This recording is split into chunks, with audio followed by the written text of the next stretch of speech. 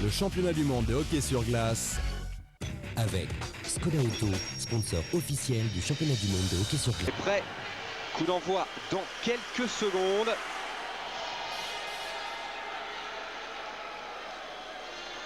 Voilà, les championnats du monde sont lancés. En tout cas lancés pour les Français et pour les Russes, les deux équipes, enfin surtout l'équipe russe, hein, la plus attendue. Et nous, côté français, forcément, on attend avec impatience de voir ce que vont donner les jeunes Français. Denis Pérez le disait alors que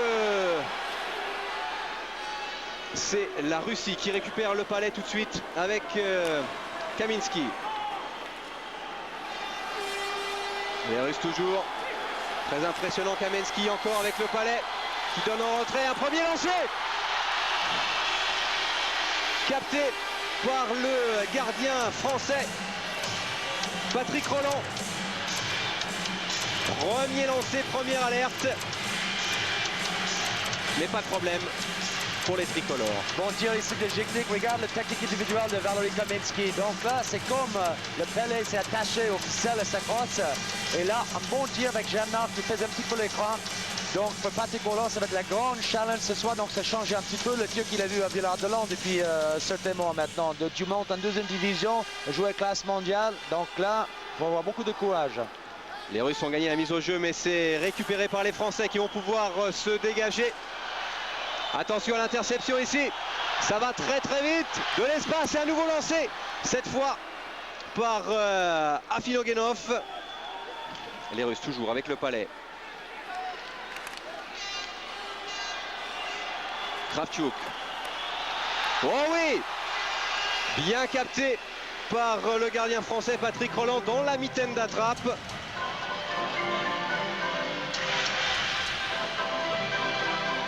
Alors qu'on va changer l'alignement.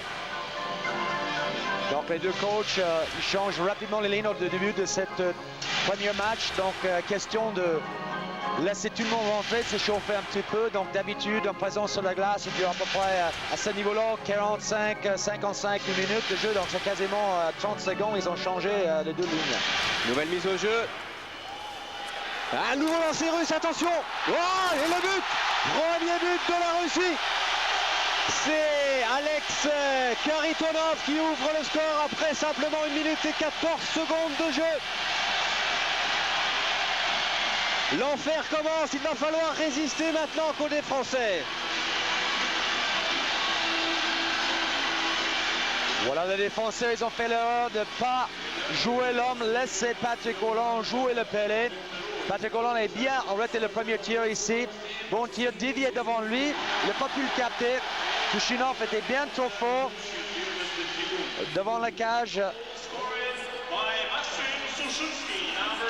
Un but qui est attribué à Chousinski finalement, parce que c'est vrai qu'il l'a dévié au dernier moment, Chousinski, avec le numéro 8, le joueur Domsk. Et déjà un but. On vous l'avait dit, hein, l'une des clés de cette rencontre, c'est surtout ne pas laisser d'espace aux Russes, parce qu'individuellement ils sont capables de faire la différence à tout moment. Et vous entendez Russie, bien sûr, on encourage la Russie. Un moment difficile à passer pour les Français, il faut laisser passer l'orage. Allez, se dégager maintenant. C'est pas passé. Le palais pour les Blancs, on joue avec la bande et avec Pierre Allard. Récupéré cette fois par Galanov. Avec Koudasov, attention à Koudasov. Le palais français maintenant. Malheureusement pas pour très longtemps, récupéré par Kravchuk. Qui donne tout de suite à Galanov. Et on repart côté russe sans trop de soucis. Ouais, beau travail défensif côté français. On va peut-être pouvoir récupérer le palais. Voilà qui est fait. Petrov n'est pas loin. Yorick Trey qui fait ses débuts. Premier championnat du monde pour Yorick Trey. Simplement 19 ans. Avec le numéro 14, c'est lui qui a le palais en ce moment. Joli gabarit. Et un puck qui est récupéré par la Russie et par Chitnik, Alexei Chitnik. Un petit peu de pression là sur le défenseur russe. Ah, et j'ai peur que ça coûte 2 minutes, malheureusement. Ah, c'est dommage. C'est Stéphane Barin qui est sanctionné. Il faut être lucide dans le jeu. Donc là, c'est certain qu'il veut faire la pression, il veut casser le jeu. Là, on va voir le premier but. On a bien vu Roland capter le premier tir. Et là, on peut contester qu'effectivement, le Pelé a traversé la ligne rouge. Oui, il n'y a pas de doute. Il n'y a pas de doute, Larry. Bon, le problème maintenant, c'est que les Français vont devoir résister pendant 2 minutes à 4 contre 5. Et c'est ce qu'on a dit tout à l'heure, de l'espace, eh bien, les Russes, ils en obtiennent là de l'espace. Maintenant, on voit comment ça va tourner. D'habitude, un jeu de puissance, au début d'un championnat du monde, il y a beaucoup plus de misère à se mettre en forme parce que c'est une chose qui se pratique. Donc là, il faut un peu de temps pour développer les automatismes. Et ça, on a vu les Russes s'entraîner 2 fois. Et puis, dans chaque entraînement, ils ont passé un bon 15 minutes chaque fois sur le jeu de puissance. On va voir comment il se déroule ce jeu de puissance. Pour l'instant, belle défense des Français qui ne permettent pas aux Russes de l'installer. Chitnik. Et il a cherché à trouver Pavel Bure. Mais les Français qui se dégagent une nouvelle fois. Pavel Bure qui a récupéré le palais maintenant, mais les Russes qui sont dans leur zone. Zone neutre maintenant. Pavel Bure qui va remonter le palais presque seul. Il fait la différence. Il a créé le décalage. Nouveau lancé. Bel arrêt du gardien français. Les Russes toujours qui installent leur jeu de puissance en ce moment. Attention. Heureusement une petite maladresse ici. Les Russes toujours dans la zone neutre. Encore à peu près 1 minute de supériorité numérique. Les Français pour l'instant qui se débrouillent très bien avec Amar ici. Belle mise en échec. Et nouveau dégagement. Ça va permettre aux Français de respirer. On change les lignes. Kravchuk avec le palais. Kravchuk qui donne à Petrov. Petrov qui s'infiltre. Attention, il a le couloir. Il donne derrière lui. Non, Petrov qui n'a pas pu se saisir du palais. Et les Français qui se dégagent. Encore 30 secondes à tenir. Kravchuk.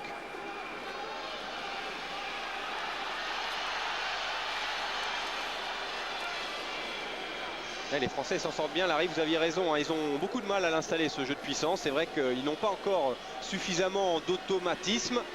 Gonchar. C'est d'habitude, au début, dans les entraînements, surtout l'entraînement le matin, ils s'entraînent le jeu de puissance uniquement dans la zone d'attaque. Donc le fait de s'organiser, d'entraîner cette sortie de zone, est quand même le plus important, c'est précision et vitesse au milieu. Donc on n'a jamais vu jusqu'à maintenant les Russes bien organisés avec 5 joueurs en vitesse au milieu de la zone pour entrer dans la zone d'attaque. Voilà, les Français sont au complet maintenant, ils ont bien tué la pénalité. Alors qu'il a fait chaud là devant les cages de Roland. C'est toujours les Russes qui sont dans la zone des Français.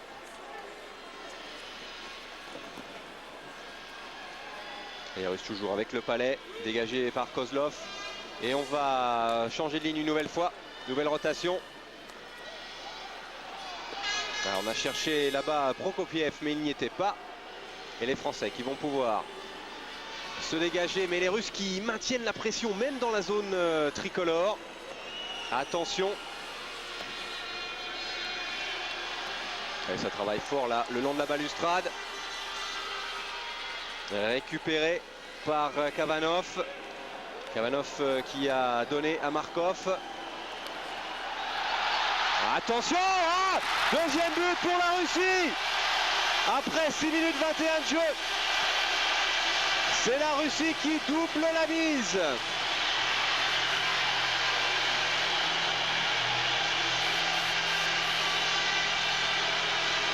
Maxime Chousinski. Son deuxième but.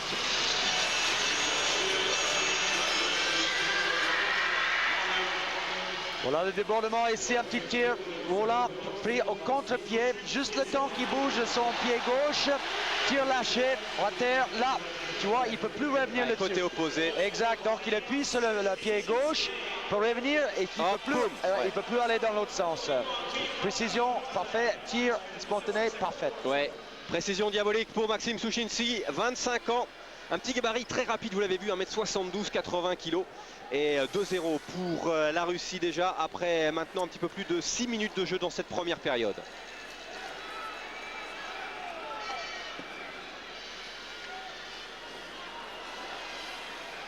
Et les Français maintenant dans la zone russe avec Laurent Meunier qui travaille fort, mais c'est un palais récupéré une nouvelle fois par les Rouges.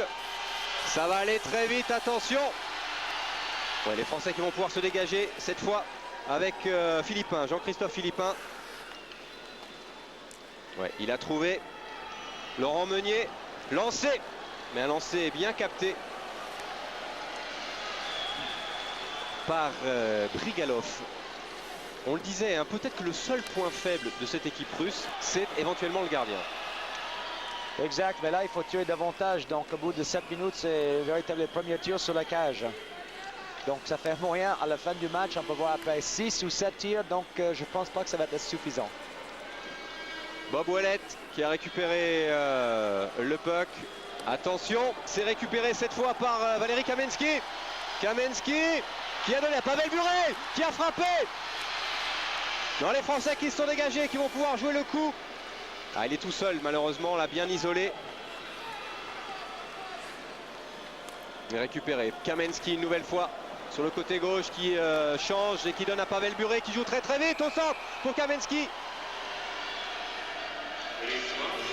Offside, ouais. Donc on joue la ligne bleue. Et en gros plan, Kasatinov, un des plus grands défenseurs de tout le temps, ex-partenaire de Fetisov, faisait partie de ce super bloc dans le temps avec Kutov, Lerinov et Makarov. Et beaucoup de superstars en coach. Alors là, comme exemple, le coach Alexander Yakushev, un des meilleurs centres de tout le temps. C'était un des meilleurs joueurs russes dans cette fameuse série de 72. Alexander Yakushev, et c'est vrai que lorsqu'on regarde les coachs assistants, il y a quand même Tretiak aussi côté gardien, donc voilà, c'est assez impressionnant. Moi je l'ai toujours dit à plusieurs reprises, peut-être le meilleur gardien dans le contingent russe, c'est Tretiak à 50 ans, cinquantaine, quand même, j'ai pas besoin de chercher plus loin. Le coach des Français, Stéphane Sabourin, il faut tenir, hein. Il reste un petit peu plus de 10 minutes à jouer dans cette première période, et cette première période elle va déterminer pas mal de choses avec là Rosenthal, Maurice Rosenthal qui a été élu meilleur joueur de la Ligue Élite en France cette saison. Attention à Pavel Bure, il n'a pas réussi à passer la défense française, c'est tant mieux. On va jouer cette fois avec Maurice Rosenthal encore, le numéro 9.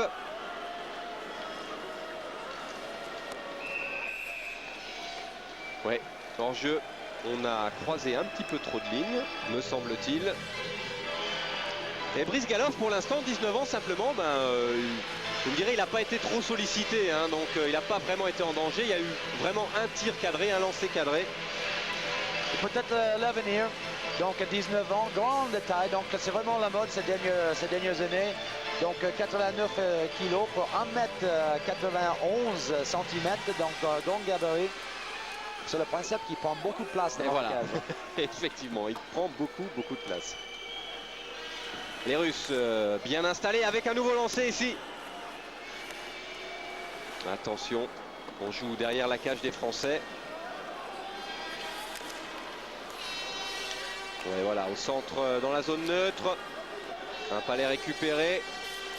C'est difficile parce que les Russes défendent bien aussi et les Français ont bien du mal à pénétrer dans la zone rouge, la zone des Russes. Et c'est reparti avec Petrov, le dossard numéro 14. Petrov qui va y aller tout seul peut-être. Il a fixé 2 défenseurs et dès maintenant, voilà, nouveau lancer et nouveau but.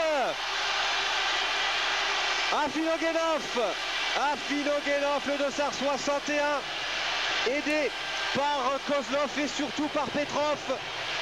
Maxime Afinogenov. Afinogenov, c'est ça. Ouais, super travail de la base de la part d'Oleg Petrov qui a fixé deux défenseurs, comme tu dis Patrice, en faisant un petit passe à Kozlov et Kozlov a fait le reste. Je me souviens de Victor Kozlov quand il avait 18 ans, a joué en demi-finale contre Rouen. J'ai entraîné à Rouen dans le temps. On a passé au moins avant le match 2 minutes de vidéo juste sur lui. À la fin du match, on a perdu 3-1 et Kozlov a 2 buts en assistance. Regarde les mains. Donc 1m95 cm, merci. Regarde le souplesse dans les mains et super finition de la part d'Afinogenov. Et vous l'avez bien vu au ralenti, le problème c'est que comme il y avait deux défenseurs de fixé, eh bien Afinogenov il s'est retrouvé tout seul, il était idéalement placé et la passe est arrivée au millimètre près. 3-0 après 9 minutes 30 à peu près de jeu dans cette première période.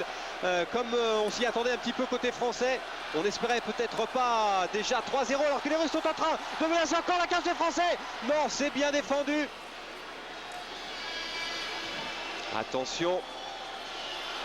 Aïe aïe aïe. Nouvel arrêt. Bel arrêt de Patrick Roland. Nouveau lancé. Nouvel arrêt. Oh, ça chauffe.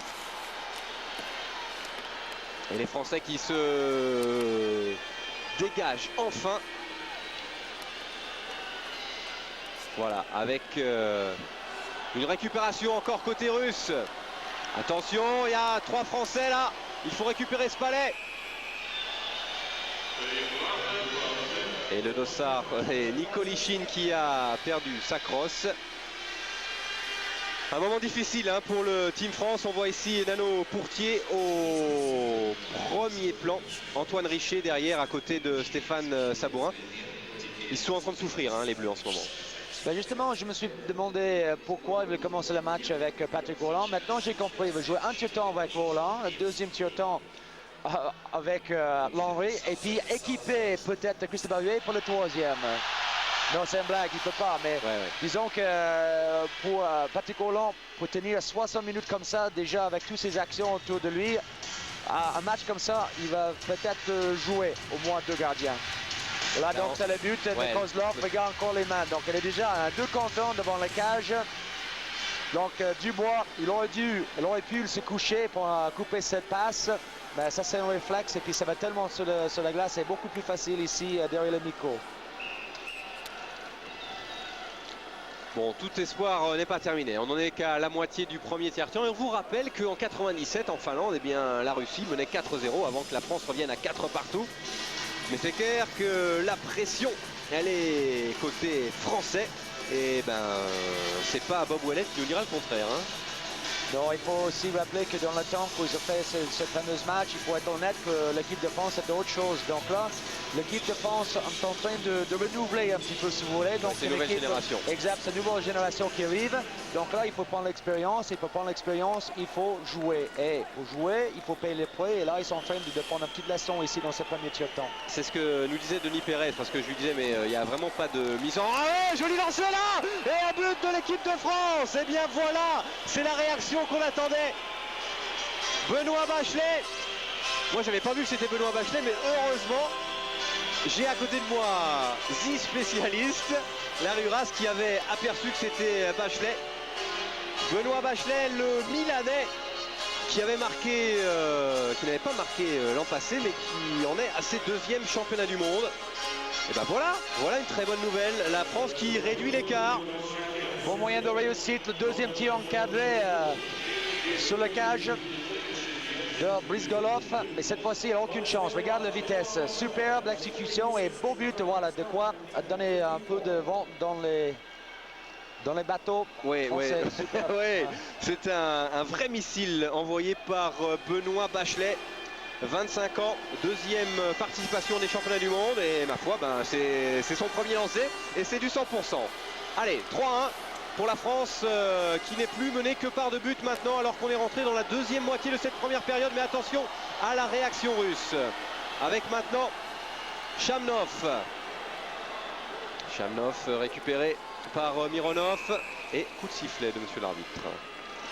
Voilà pour expliquer ce petit break d'hors-jeu. Donc si j'ai bien suivi l'action, donc le joueur russe savait bien être en position d'hors-jeu, donc lui de laisser passer le palais, il a fait exprès pour jouer. Donc si le juge de ligne estime qu'il a fait exprès pour provoquer cette mise en jeu, la mise en jeu c'est directement dans la zone défensive russe. c'est quand même un avantage pour les Français. Et c'est pour ça que la mise au jeu va se dérouler ici donc dans la zone russe entre le dossard, entre Alexei Chamnov, et c'est gagné par les Russes. Allez, attention, aïe aïe aïe, j'ai peur que ça coûte 2 minutes. Monsieur l'arbitre a levé le bras, et oui, et c'est Denis Pérez qui nous disait justement, lorsqu'on rentre dans un championnat du monde, on doit être capable de rentrer face à n'importe quelle équipe. C'est vrai que c'est pas la plus facile aujourd'hui. Non, c'est une bonne mentalité. Donc, il faut jouer chaque match pour gagner. Il ne faut pas dire on va gérer le match, compter ici, quoi que ce soit. Donc là, on attaque le match et puis après ça, on verra bien. Parce que comme tu l'as dit au début, celle-là, c'est un match de préparation en fait. Parce que là, la préparation pour l'équipe de France depuis plusieurs années, c'est très court. Ils ont 4 matchs de préparation. Et ce soir, comme premier match, c'est peut-être pas si mal, mais le tout, c'est garder leur confiance. Et jusque maintenant, certainement qu'ils ont subi le loi russe, mais tu le sens qu'ils reviennent petit à petit dans le match. On l'a vu tout à l'heure, les Français ont su plutôt bien gérer leur infériorité numérique. On va voir comment ça se passe cette fois-ci. 4 contre 5. Et Pépé qui va se reposer pendant 2 minutes en prison. Il reste moins de 9 minutes à disputer dans ce premier tiers. Les Russes mènent 3 buts à 1. Je ne sais pas si vous entendez très certainement l'ambiance ici, c'est assez impressionnant. Alors que la patinoire n'est pas pleine à 100% quand même. Heureusement, parce que sinon, qu'est-ce que ça serait ?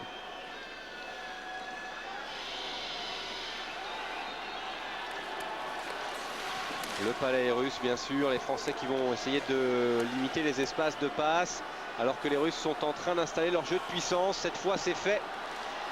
Attention. Mironov.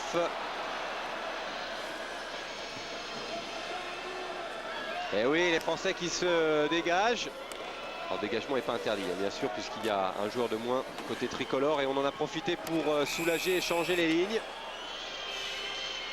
Pavel Bure est sur la glace, tout comme le capitaine des Français, Arnaud Briand. Arnaud Briand, vous savez quoi, c'est le capitaine des Français et aujourd'hui, il fête ses 30 ans. Joyeux anniversaire. Je ne sais pas si c'est l'anniversaire dont il rêvait, mais en tout cas, il a 30 ans aujourd'hui. Lui qui avait marqué 2 buts l'an passé lors des championnats du monde qui se déroulaient en Norvège. Vous découvrez ici une nouvelle fois le staff tricolore. Joyeux anniversaire donc au Rémois qui est aussi champion de France cette année. Et puis joyeux anniversaire à Vincent Bachet qui lui aussi fête son anniversaire. Mais aujourd'hui il n'a que 22 ans. Pour ceux qui l'ignorent, les Flammes Bleues de Reims qui ont remporté enfin un titre après lequel ils couraient depuis un certain nombre d'années. Attention aux Russes, les Français toujours en infériorité numérique à 4 contre 5. Les Français qui jusqu'à maintenant s'en sont plutôt bien sortis lors du premier cas. Alors qu'une fois de plus, ils vont emmener le palais le plus loin possible, le plus longtemps possible. Il faut faire tourner le chronomètre. C'est reparti côté russe avec Kozlov. Kozlov qui a donné à Kravchuk. Kravchuk toujours. Kravchuk qui joue derrière avec la bande et avec Petrov. Et bien voilà, la pénalité est terminée. Et une fois encore, Larry, les Français s'en sortent plutôt bien dans cet exercice. Ça, c'est plutôt un bon signe. Non, mais c'est le sort d'action qui peut donner du confiance. Et comme coach Savon a dit, là, c'est l'essentiel. Ce soir, le premier objectif, c'est de sortir avec la tête haute, gagner l'expérience et puis de se préparer pour le prochain match. Avoir confiance. Le prochain match, eh bien, c'est face à la Suisse avant de rencontrer les États-Unis. Attention! Bel arrêt, nouveau lancé! Et le palais visiblement capté, me semble-t-il, par Patrick Roland, le gardien de Villars. Ouais, attention, Markov, un défenseur qui a un bon shoot, un bon slap, un beau poteau de Patrick Roland. Ouais, c'était d'autant plus difficile que le gardien français était masqué. Il y avait beaucoup de monde devant les cages. Alors, on va revoir tout ça au ralenti. Justement, on voit tout le trafic à côté de lui. Dubois qui était tout près. Ouais, Grégory Dubois. Coincé le palais. Là, tu vois la bataille devant la cage ici. Effectivement, beaucoup de monde avec Sushinsky à la recherche de son 3e but. Il y a 3 Russes et 2 Français dans l'enclave. Et là, le lancer était puissant, mais bien capté par le gardien français. Mise au jeu dans la zone des Bleus.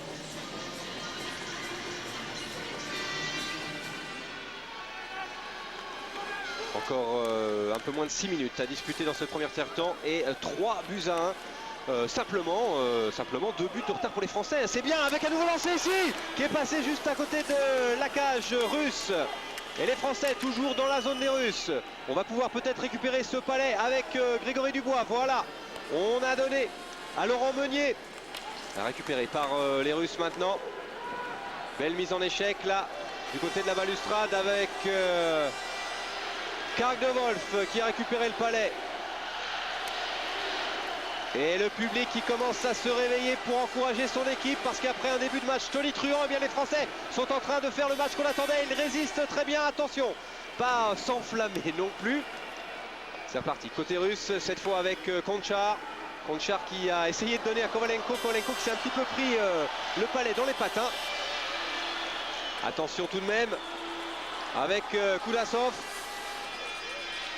Kudasov tout seul devant le gardien. Ouais, je sens que la transversale peut-être roule le poteau, on verra ça tout à l'heure. En tout cas c'est pas rentré, c'est l'essentiel.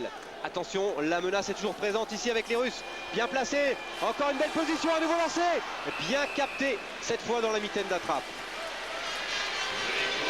Bon, les Français ont commis la petite erreur de perdre le palais à la ligne bleue offensive. Parce que là, si tu perds un palais dans cette zone-là, tu peux être certain dans la limite de 10 secondes qui suit, tu vas voir un contre-attaque et une occasion de l'autre côté. Zwicker qui essaie de faire un petit peu trop cette fois-ci, un petit gourmand. Avec un défenseur comme Gonchar, il ne faut pas laisser une deuxième chance. Là. Cet défenseur de Washington, très adroit, un des meilleurs défenseurs offensifs dans la Ligue nationale. Donc là, Gonchar, gros plan qui s'en va un petit peu. Regarde l'action ici. Gonchar qui s'approche de la cage, laisse partir son tir poignet, le but prend son temps, mais Roland était là. Il n'a pas pu le capter, mais au moins il a bloqué, dévié ce tir de Sergei Gonchar. Super mauvais quand même de la part de Patrick Roland, bravo. Ouais, c'est avec la mitaine d'attrape qu'il détourne ce palais face à Sergei Gonchar qui avait une position idéale, le joueur des Capitals de Washington. Attention, les Russes qui ont récupéré le palais une nouvelle fois, cette fois avec Valéry Kamensky. Mais les Français qui repoussent les Russes dans leur propre zone. On va repartir toujours avec Kamensky. Kamensky qui donne cette fois à Mironov. Kamensky toujours. On est passé par Chamnov. Les Français qui vont pouvoir récupérer le palais maintenant, peut-être se dégager. Attention avec Stéphane Marin le long de la balustrade qui a le palais. Attention, nouveau lancé ici et puis nouvel arrêt de Patrick Roland. Dites-moi Larry, on n'a pas le temps de souffler, alors imaginez ce que ça donne devant les cages des Français qui résistent bien pour l'instant. Simplement 2 buts d'écart, il reste un peu plus de 3 minutes à disputer dans ce premier tiers-temps. Et si les Français rentrent au vestiaire avec cet écart, eh bien ça serait une partie de leur mission accomplie en tout cas. Pavel Bure, on a sorti la grosse artillerie pour cette fin de première période. Pavel Bure qui est bien ennuyé par Stéphane Marin qui fait un travail colossal. On a changé les lignes côté russe. Pavel Bure lui aussi va sortir. Voilà qui est fait. Allez, on est reparti. Mise en échec ici. Mais les Russes y ont toujours le palais. On est passé par Kravchuk. Kravchuk.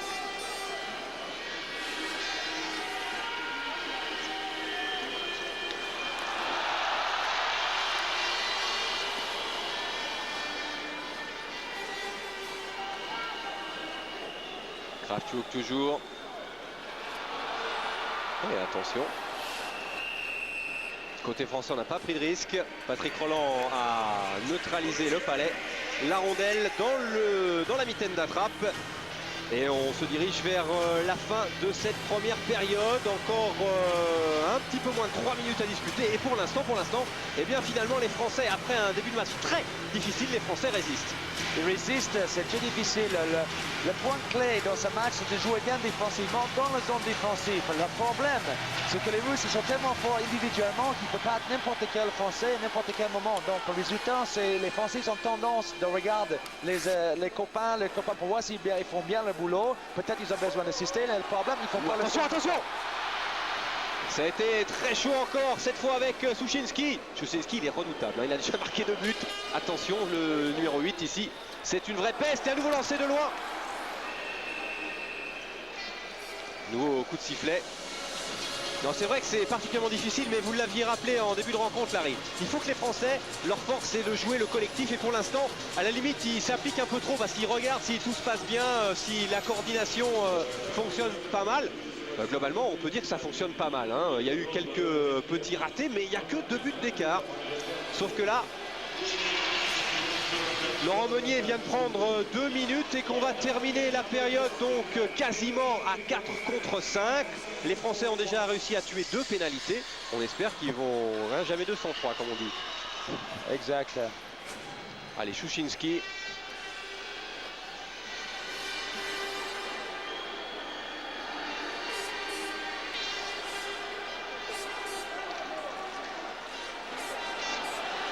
Attention, là c'est très dangereux, il faut fermer les espaces. C'est récupéré avec Markov. Markov qui donne à l'extérieur pour Kavanov. Markov toujours. Markov qui donne cette fois à Prokopiev. Prokopiev. On a bien installé le jeu de puissance côté russe et un lancer de Markov ici. Du côté droit de la cage de Patrick Rolland, mais c'est passé à côté. Les Français qui vont pouvoir respirer un petit peu, surtout changer de joueur. Markov qui est reparti très rapidement. Mais belle intervention d'Amar qui a repoussé le palais dans la zone russe. C'est reparti cette fois avec Sergei Konchar. Nouveau coup de sifflet. Denis Pérez qui avait perdu sa crosse.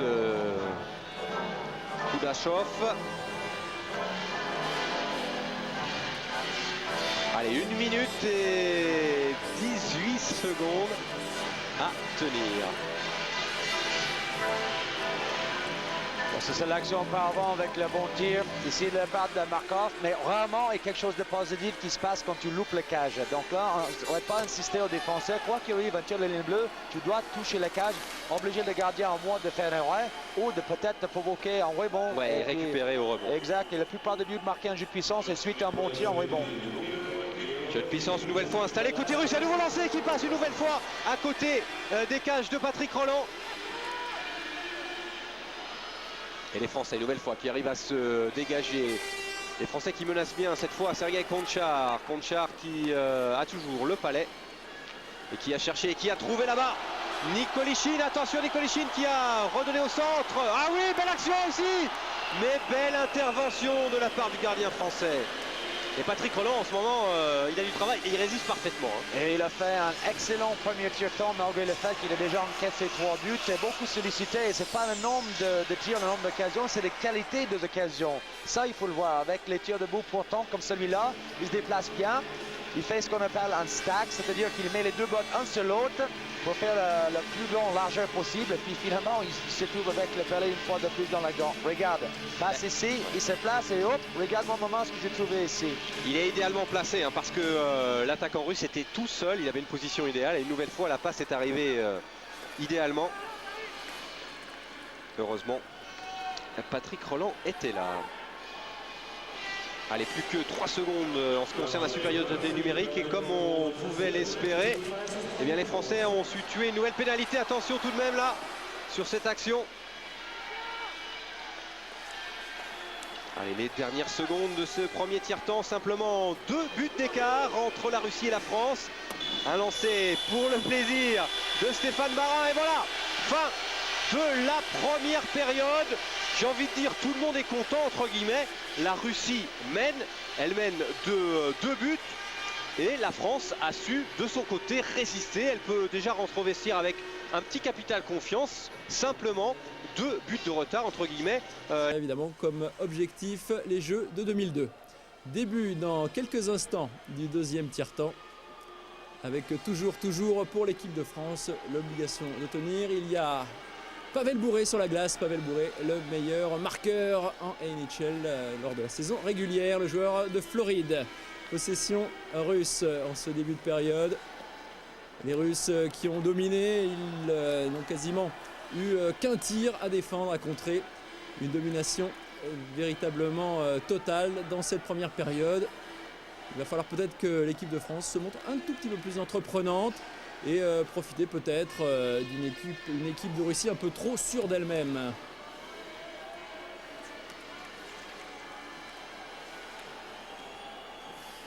L'équipe de Russie en position offensive. Bachelet, un tir, Bob Ouellet, un tir lointain, bien contré par le gardien. Et voilà, une position offensive très favorable, bien défendue.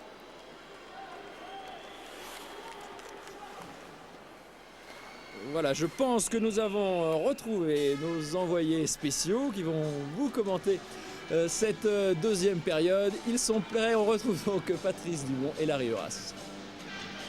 Voilà, et bien écoutez, visiblement la liaison est rétablie entre Saint-Pétersbourg et Paris, et c'est tant mieux, parce que vous n'avez rien loupé, rassurez-vous, la deuxième période vient juste de démarrer, vous n'avez rien loupé de toute façon, puisque c'était commenté par Bruno Cuaz, mise au jeu dans la zone russe avec une possibilité peut-être pour les Français. Non, c'est les Russes qui vont se dégager.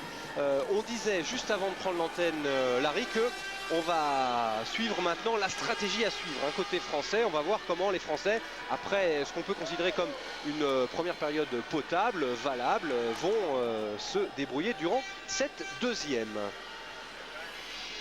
Justement, j'attendais ma part de début de les Français un peu plus agressifs. Maintenant, on reste à savoir comment ils vont démarrer dans cette seconde et puis auparavant. Donc, déjà une belle action. Peut-être là, on va voir cette agressivité dont le coach Sabran nous a parlé ce matin. On va voir ça, nouveau coup de sifflet de l'arbitre en chef. Alors, qu'est-ce qu'il va décider l'arbitre? On ne sait pas, on va attendre. Voilà, c'est M. Mironov. Il a le moral. Voilà, un des meilleurs défenseurs dans cette équipe de Russie. Pour l'instant, ils ont 5 joueurs, 5 défenseurs plutôt de l'équipe nationale. Donc, ils n'ont pas eu depuis longtemps assez bon corps défensif devant le gardien. La preuve que les Français, ils n'ont que 2 tirs cadrés dans cette premier temps contre 18 pour les Russes. Oui, j'ai envie de dire, Larry, qu'ils ont 2 tirs, mais un but. Hein, et... Exact, donc là, espérons que ça garde le même pourcentage d'efficacité. C'est tout le mal qu'on leur souhaite. Je vous rappelle que les buts en première période ont été marqués par Souchinski 2 fois côté russe et Afinogenov. Ah, bel arrêt. Vous avez l'impression que c'est le montant en tout cas. Bon, on verra tout ça au ralenti, mais l'essentiel c'est que une nouvelle fois le gardien français s'est bien interposé. Alors, il va sûrement arriver dans quelques instants.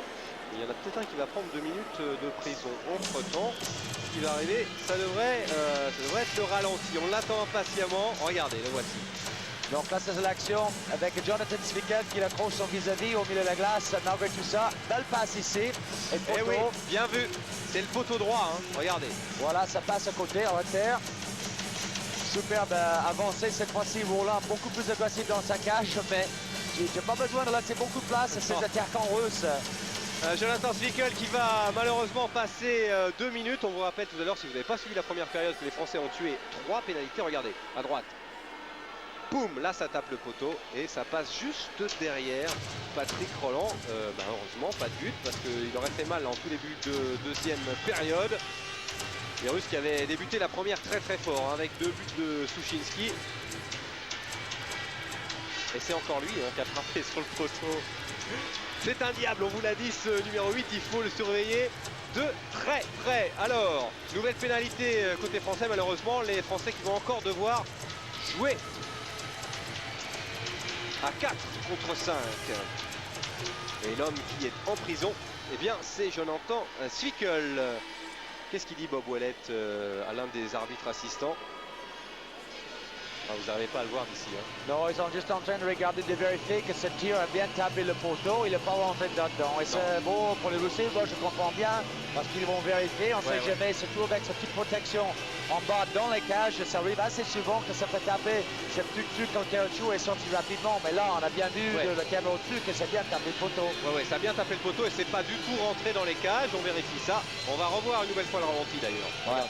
Parce que le règlement, c'est très clair. Si jamais il y a mise en jeu avant qu'il soit vérifié, même après, si il peut constater que les rentrées dans la cage, c'est trop tard. Parce que là, la décision, il faut que ce soit prise avant la prochaine mise en jeu. Sous cet angle, on le verra très bien si c'est rentré sous... et c'est pas rentré, mais pas du tout. Hein. On avait bien vu tout à l'heure, il n'y a pas d'inquiétude à avoir côté français.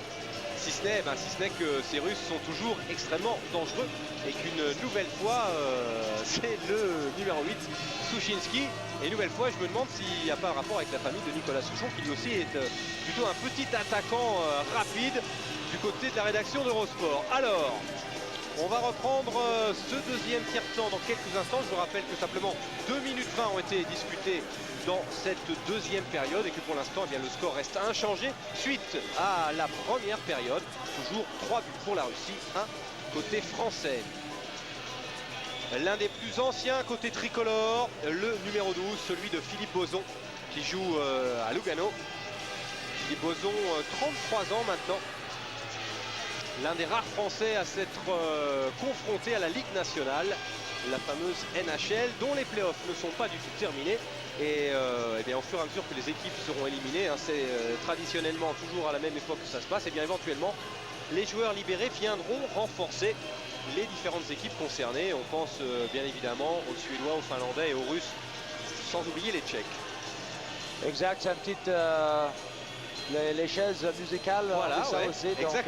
Donc, certains joueurs, par exemple, dans cette équipe de Russie, peuvent bien jouer le premier 3, 4, 5 matchs. Et puis là, lâcher la place, certains stars qui arrivent directement à la Ligue nationale.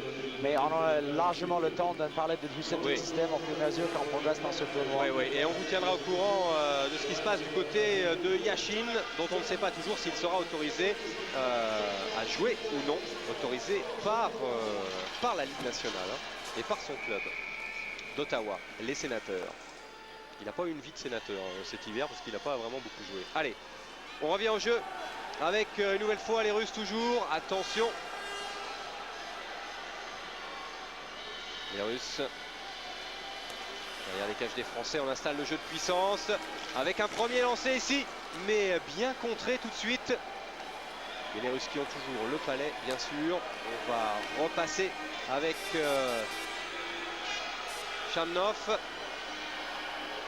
qui a trouvé Kudasov et oui, cette fois les Français n'auront pas réussi à tuer la pénalité. Quatrième supériorité numérique, quatrième jeu de puissance et c'est Sergei Konchar visiblement qui a trouvé l'ouverture. Le voici, Sergei Konchar, son premier but dans le tournoi. Oui, superbe travail de la part de Kudashev le long de la bande. Ils ont joué un petit 2 contre 1. Regardez ça, de Kudashev ici.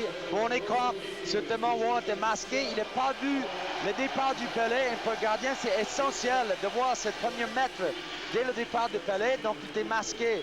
Il avait devant lui le gond d'Andrei Nikolichine, exactement, qu'il masque ce tir. Donc tir, reprise de volée de la part de Konchar. Roland, il n'a pas vu partir, mais il a vu l'arrivée. Non, et pourtant il s'est décalé, mais il s'est décalé un dixième trop tard. Attention, une nouvelle action très dangereuse ici. Bel arrêt du gardien français, Patrick Roland. Les Français qui, bien sûr, sont de nouveau à 5 sur la glace. Et toujours les Russes qui, comme en début de première période, mettent énormément de pression sur la défense française. Bachelet tout seul là-bas qui va essayer de gagner du temps. Et c'est un palais qui a été récupéré côté russe. Maintenant côté français avec Bob Ouellet. Amar avec le palais. On va essayer de s'organiser. On va jouer avec la bande. Avec Bob Ouellet. Le palais qui vient traîner un petit peu du côté du gardien russe. Et un nouveau lancé ici, mais qui passe à côté. Les Français qui commencent à s'installer un petit peu dans la zone russe. Ça va leur permettre de respirer un peu. Attention, les Russes de nouveau à l'attaque ici. Individuellement, ils font la différence avec Pavel Bure. Oh, Pavel Bure est magique et surtout inarrêtable. Il a réalisé un slalom colossal dans la défense française pour venir tromper Patrick Rolland. Dernier rempart qui a cédé lui aussi face au talent de Pavel Bure. Son premier but, et écoutez l'ovation faite à la star. Pavel Bure des Panthères de Floride. Voilà, donc selon moi, c'est le deuxième erreur de Rolland dans ce match. Il a que juste fermé son angle. Donc là, le poteau, il n'a pas besoin de se coucher. Regarde l'angle déjà. Il va faire le grand geste, il n'a pas besoin. Donc même s'il ne tire pas, il peut facilement faire le tour de la cage, un wrap-around. Et là, regarde l'angle d'où il tire. Il est juste gardé debout. Avec sa course sur la glace, il n'y a plus d'angle pour Bure. Mais il a glissé le palais sous Patrick Rolland malheureusement. Et là, les Russes qui commencent à reprendre un petit peu plus nettement l'avantage. 5 buts à 1 maintenant, après 4 minutes 20 disputées dans cette deuxième période. La Russie qui mène donc 5 buts à 1.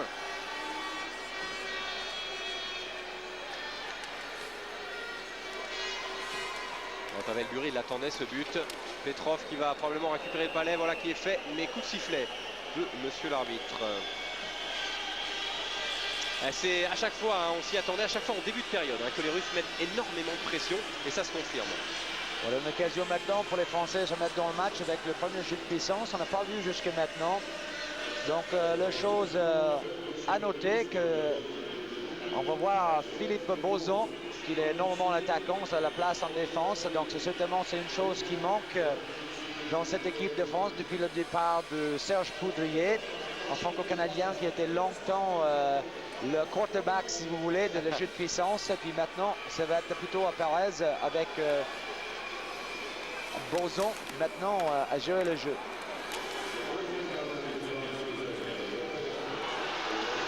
Attention! Les Français qui se doivent d'installer leur jeu de puissance maintenant. C'est récupéré par Briand, le capitaine.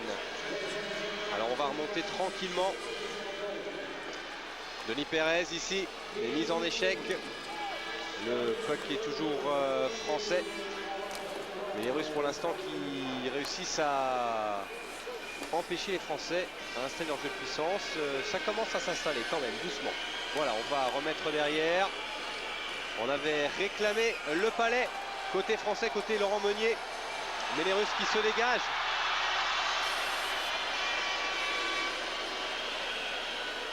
Le public qui s'est un petit peu enthousiasmé parce que le gardien Patrick Rolland était un petit peu sorti de ses cages. Et on a eu très peur côté tricolore. Allez, un petit coup la Marseillaise.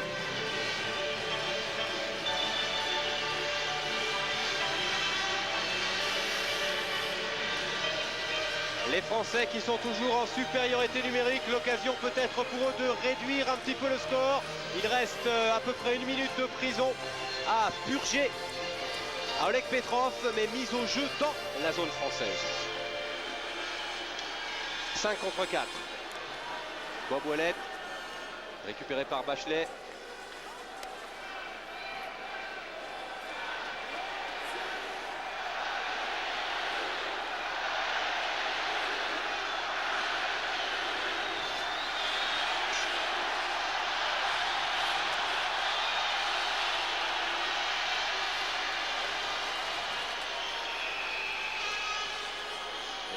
Coup de sifflet. Et si tout à l'heure il y a eu une grosse ambiance, c'est parce que probablement il y a eu un changement de gardien côté français. C'est arrivé, on l'a fait très rapidement. C'est un petit peu ce que vous attendiez, parce que c'est vrai que la pression est énorme et qu'il faut soulager un petit peu le gardien côté tricolore. Je l'attends vraiment le changement la 10e minute avant de faire moitié. Donc, mais pourquoi pas? Parce que là, c'est la meilleure façon maintenant de faire rentrer tout le monde dans le grand bain. Laissez-les jouer, comme je dis, c'est la meilleure façon de rentrer dans un tournoi. Comme ça, pas de prendre un raclé, bien sûr, mais de jouer quand même sans pression, d'avoir l'opportunité de jouer devant ce public pour se bouger un petit peu et puis sentir l'ambiance.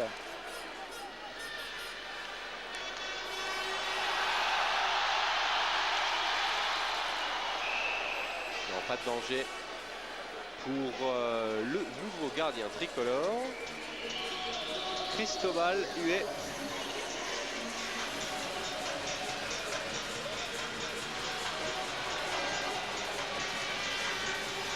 Ouais. Effectivement, c'est Fabrice Lenry parce que il y a Cristobal Huet qui a le numéro 39 et Fabrice Lenry qui a le 33. Autant pour moi. C'est bien Fabrice Lenry. Allez, mise au jeu. Une nouvelle fois dans la zone française. Et c'est d'autant plus dommage que je vous rappelle que les Français sont toujours en supériorité numérique. Mais il n'y a plus qu'une dizaine de secondes maintenant pour les tricolores. Mais c'est suffisamment pour faire la différence avec Rosenthal. Les Français qui ont bien du mal et qui n'ont jamais vraiment réussi à installer ce jeu de puissance, malheureusement. Denis Pérez derrière son gardien.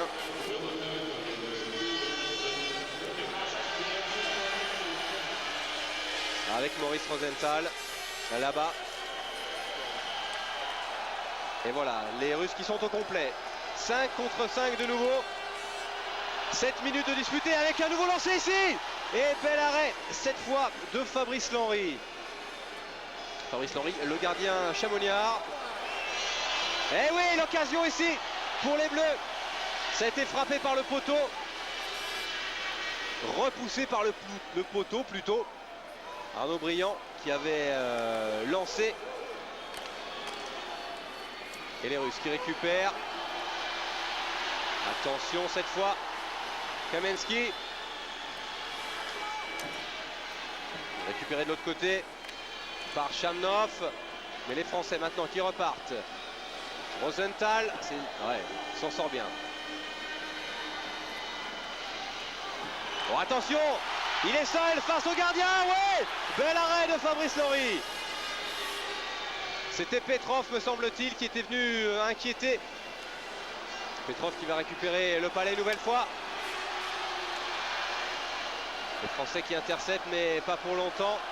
Ils cherchaient Afinogenov. Et ça crie de plus en plus fort dans la patinoire ici. Dans cette Ice Palace. De nouveau la pression est à son comble. Avec Petrov qui nous a fait une belle pirouette ici. Ça commence à jouer physique avec Allard là-bas du côté de la balustrade. Les Français qui sont à 3 contre 2. Plutôt à 2 contre 3.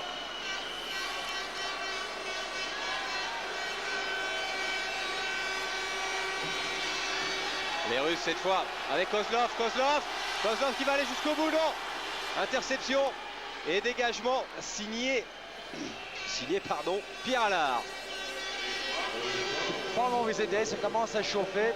Donc le bateau français commence à prendre un petit peu d'eau. Ouais, il faut respirer là. Exact, donc un petit coupeur comme ça, même si ça provoque en mise en jeu dans la zone défensive, des fois quand ça commence à déborder, tu sens les autres vraiment dans l'euphorie, il vaut mieux couper l'action, couper leur langue, et puis reposer tout le monde, et puis recommencer zéro.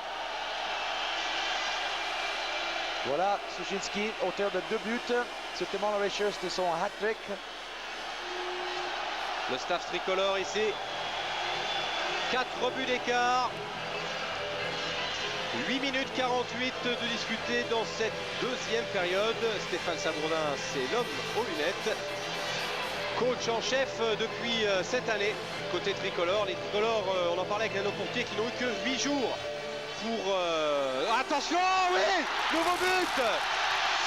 3e but, et nouvelle fois, vous l'avez dit, Suchinski est l'homme du match côté russe, c'est certain. C'est le 3e but marqué par Maxime Suchinski, l'un des rares à ne pas évoluer en Ligue nationale puisqu'il joue à l'avant-garde Tomsk, 1m72, 80 kg, 25 ans et déjà 3 buts. Voilà, suite à mise en jeu, donc manque de communication devant la cage, c'est impossible à ce niveau de se trouver tout seul comme ça.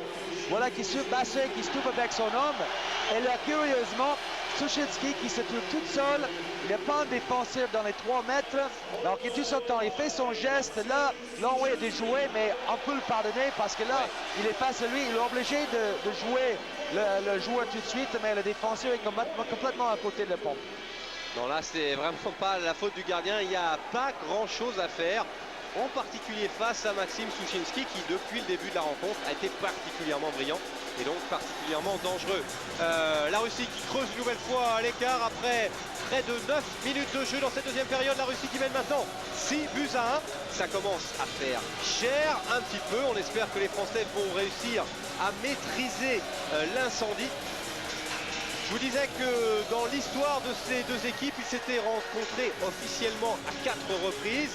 La dernière fois, c'était en 97 avec la Russie qui s'était imposée simplement 5-4. En 95, toujours lors des championnats du monde, victoire de la Russie 3-1. En 92, lors des championnats du monde, c'était là plutôt une correction, victoire des Russes 8-0. Idem lors des Jeux Olympiques, c'était alors la CEI, la communauté des États indépendants. Mais une nouvelle fois, il s'était imposé 8-0. Les Français qui restaient plutôt sur un bon résultat et qui là, eh bien, ont pour le moment 5 buts de retard après avoir bien résisté en première période. Là, effectivement, vous le disiez, hein, le bateau est en train de prendre un petit peu l'eau. Voilà ça, on va revoir le but ici. Bachet qui reste avec son homme.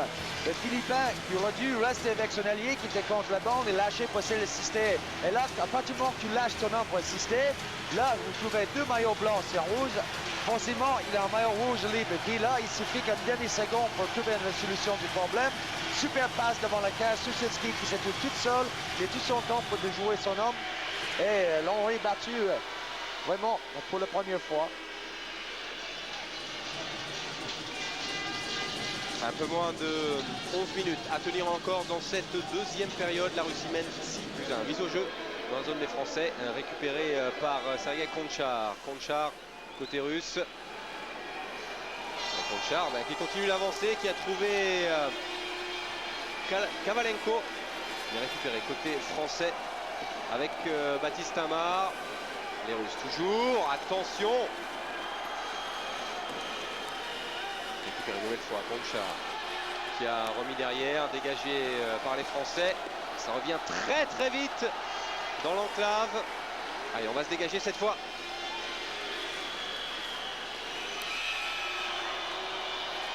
Qu'est-ce qu'il a dit, monsieur l'arbitre? Voilà, hors-jeu effectivement. Donc Jonathan Slikel est coupé avant la ligne bleue. Il était bien bloqué par son vis-à-vis russe. Et puis son coéquipier a procédé le palais dans la zone. Vous savez, dans le hors-jeu, vous avez la ligne bleue sur la glace. Il suffit que le palais traverse la ligne bleue avant que tu rentres dans la zone. Sinon, c'est hors-jeu. Mise au jeu dans la zone neutre et récupéré par les Russes. Et ça crie très très fort. Chitnik qui a donné. Laissé récupéré par les Français. Sogomonian. Les Russes avec le palais. Et on a attaqué la vague, effectivement. Je rigole parce qu'à côté de moi, il y a Larry qui commence lui aussi à faire la vague. Ah, fais ce qu'on peut pour monter l'ambiance ici. Ah, mais l'ambiance, elle est chaude. Le problème, c'est que l'ambiance, elle est à sens unique. Elle est uniquement côté russe. On vous le disait avant d'attaquer ce match, hein, les Russes qui avaient finalement beaucoup de pression parce qu'on les attend au tournant. Le président de la Russie est présent ici. Il faut dire que c'est sa ville, hein, Saint-Pétersbourg, et qu'il apprécie tout particulièrement les disciplines sportives et en particulier le hockey sur glace. Allez, mise au jeu dans la zone russe. Mais c'est gagné par les Russes, justement. On s'entend plus dans cette patinoire, c'est incroyable. L'ambiance ici. Allez, c'est parti, attention. Chitnik avec qui a donné derrière maintenant. Pavel Bure, attention, Pavel Bure tout seul. Oh, il est incroyable.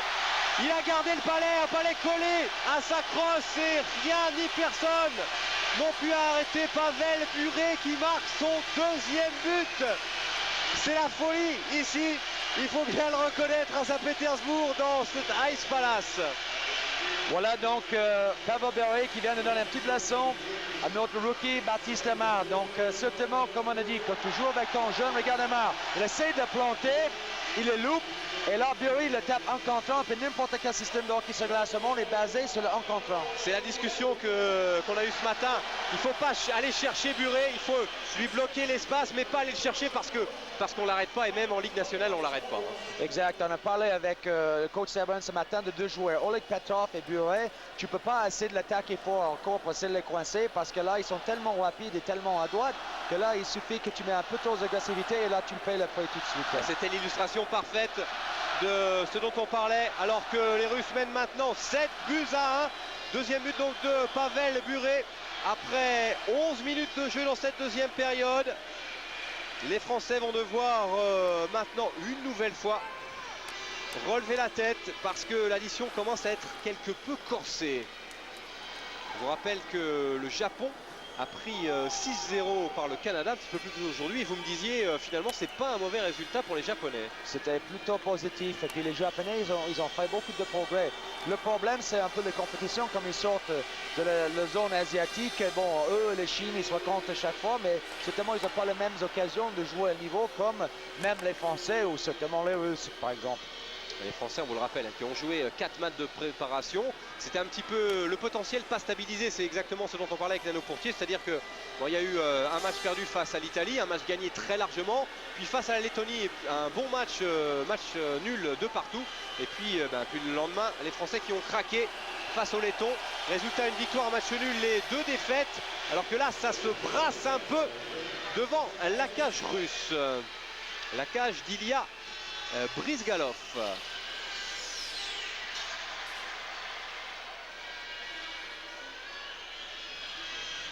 Et voilà, belle perspective ici de cette superbe patinoire. Ouais, Brizgalov est content de toucher un pellet.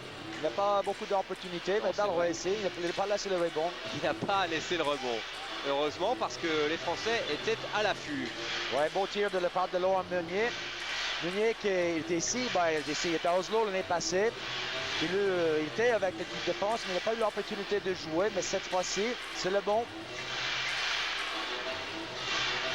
Allez, nouvelle mise au jeu dans la zone russe avec probablement Jonathan Swigel.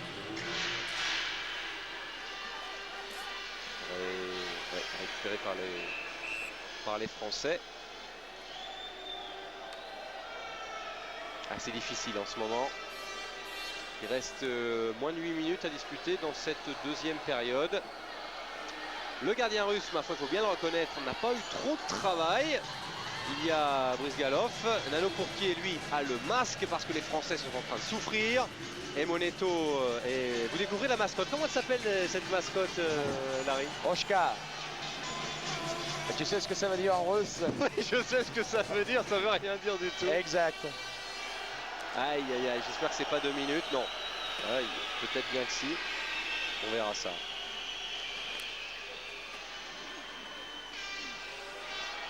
Oui, parce que vous dire qu'on essaye d'apprendre quelques mots de russe quand même, hein, histoire de se débrouiller ici.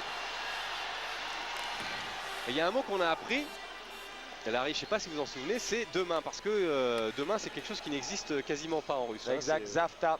Voilà, c'est ce qu'on nous a dit ici. Effectivement, on prend ça au jour le jour. Et les Russes, pour l'instant, pour leur premier match durant cette première journée de championnat du monde, eh bien, ils réussissent parfaitement leur rencontre parce qu'ils mènent très largement devant les Français. 7-1. Les Français qui ont parfaitement résisté lors de la première période, mais qu'il faut bien reconnaître là, ont beaucoup de difficultés à maintenir le talent russe. Un talent qui fait quelques dégâts, notamment avec Pavel Bure, mais surtout avec Maxime Sushinsky. Attention, une nouvelle occasion ici. Sushinsky, c'est lui qui a le palais, mais c'est récupéré directement par Philippe Bozon. Bozon qui va aller jusqu'au bout tout seul. Il a bien été pris en défense. Sushinsky. Sushinsky qui a joué avec Kudasov. Récupéré. Konchar. Konchar toujours. Kudasov. C'est passé très près devant les cages françaises. Heureusement, il n'y avait personne pour reprendre ce palais.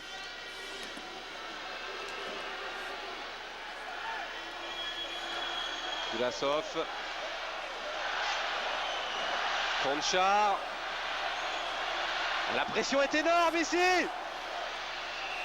Et le gardien français, Henry, qui a neutralisé la rondelle, neutralisé le palais. Et les Français qui vont pouvoir respirer quelques secondes. Voilà la différence, la plus grande différence entre ces deux équipes quand même, Patrice, est la qualité de défenseurs. Donc certainement les défenseurs français, ils ont leur propre qualité, mais les autres sont vraiment en classe mondiale. Donc cette dernière action de la part de Gonchar, le calme et le cool qu'il a pris pour déjouer, les danser sur la ligne bleue jusqu'au moment qu'il a trouvé Kovalenko ici pour la déviation. Donc il n'y a pas un seul défenseur de l'équipe de France capable de faire ce genre de jeu. Et puis l'attaque, justement, la plupart des actions dangereuses menées par les Russes, et ça commence par un bon relance, un bon premier passe par la partie des défenseurs. Le palais qui est toujours russe derrière la cage. Regardez comme il maîtrise parfaitement le palais, Kamensky. Parce qu'il était bien pris, hein. Je pense qu'il avait sur le dos, il était un peu trop pris d'ailleurs, officiellement. C'est pas tout à fait réglementaire. Et pourtant, Kamensky, il avait toujours le palais. Voilà, c'est l'excellent, c'est un des meilleurs. Même à 34 ans, c'est toujours un des meilleurs dans ce petit jeu en canton. Contrôle de palais, je me souviens quand il jouait pour Ambre Pioté en Suisse pendant les grèves dans la Ligue nationale il y a quelques années. Il était extraordinaire, donc j'ai jamais vu quelqu'un comme ça contrôler un palais. Cette fois-ci, c'est Jean-Christophe Philippin. Il avait un peu tenu, il dansait un beau tango avec Kamensky, mais c'était Kamensky qui menait. Mais il l'a tenu un peu trop près, malheureusement. Voilà le 5e jeu de puissance pour le Russie. La dernière, c'est Pego, c'est Gonchar qui l'a marqué la dernière fois. Attention, un lancer de loin tout de suite, repoussé par la jambière. Nouveau lancer de Pavel Bure, repoussé une nouvelle fois. Et les Français qui vont pouvoir se dégager. Un lancer très lointain à la ligne rouge. Lancer de Wolf. Et ça fait quand même gagner quelques secondes. C'est toujours précieux. Attention, les Russes reviennent très vite. Cette fois avec Mironov. Et fin de lancer. Et nouveau lancer. Attention au rebond. Voilà, beau dégagement. C'est Barin qui a dégagé très loin. Stéphane Barin, le joueur de Krefeld, 29 ans maintenant. 9 championnats du monde dans le groupe A, plus un championnat du monde dans le groupe B. C'est son 9e cette année, donc belle performance. Les Français qui sont en train de bien gêner les Russes dans ce jeu de puissance, tant mieux. Parce qu'ils n'ont pas eu trop l'occasion de respirer, sauf dans la deuxième moitié du premier tiers-temps. Attention, les Russes qui reviennent très vite, toujours avec ce diable de Pavel Bure, mais cette fois, ce n'est pas passé face à Philippe Boson. Et puis, hors jeu probablement. Voilà Bure qui, moi je l'attendais, son frère Valérie Bure qui a fait une excellente saison à Calgary cette année, mais... D'autant qu'on l'a vu sur la glace. Ouais, mais il me semblait, mais peut-être je me suis trompé parce qu'il se ressemble beaucoup. Oui, Valérie Bure qui a joué avec les Flames cet hiver. Exact. Ouais, on a certainement l'occasion de le revoir dans l'équipe nationale dans les années qui viennent. Il a déjà joué une fois. Voilà Oleg Petrov, star des Canadiens de Montréal.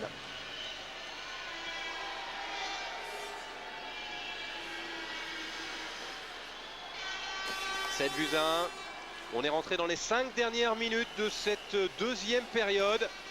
Et la France qui a un petit peu souffert, qui était menée 3 buts à 1 fin des 20 premières minutes et qui a quand même encaissé 4 buts là.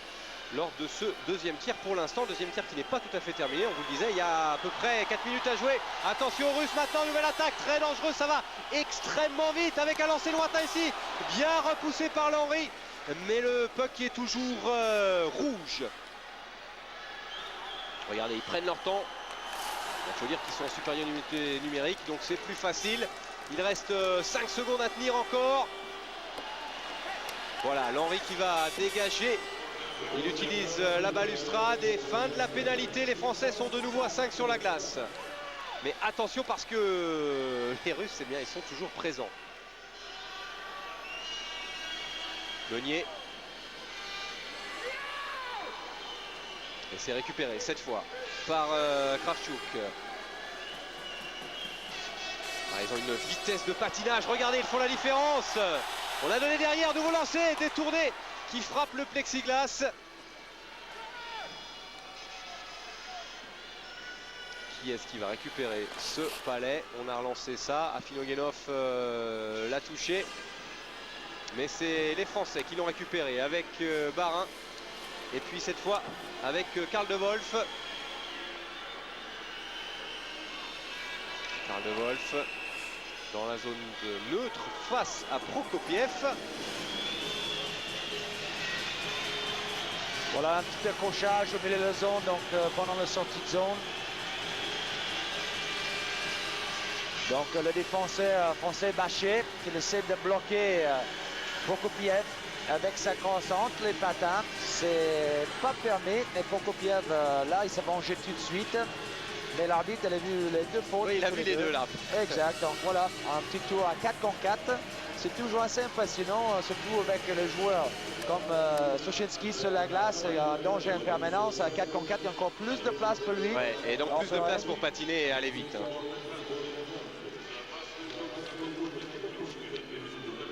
2 minutes de prison, il reste un peu plus de 2 minutes à disputer dans cette deuxième et avant-dernière période.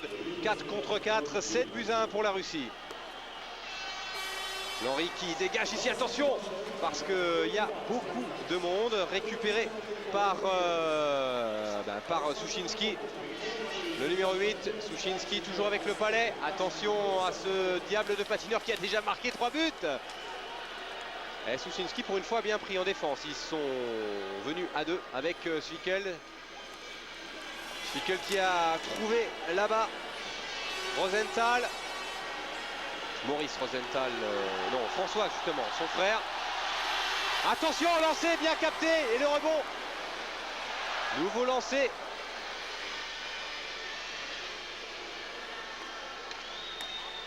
les Russes ils vont nettement plus vite que les Français.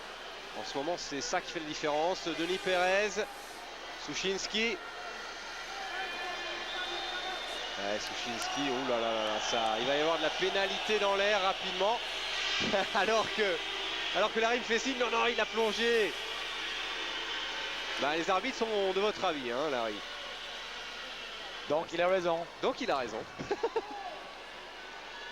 Par définition. Allez, l'Henri qui se dégage, mais est-ce qu'il va se dégager suffisamment loin?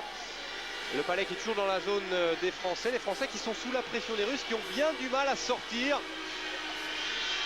Allez, on va sortir cette fois avec Philippe Boson.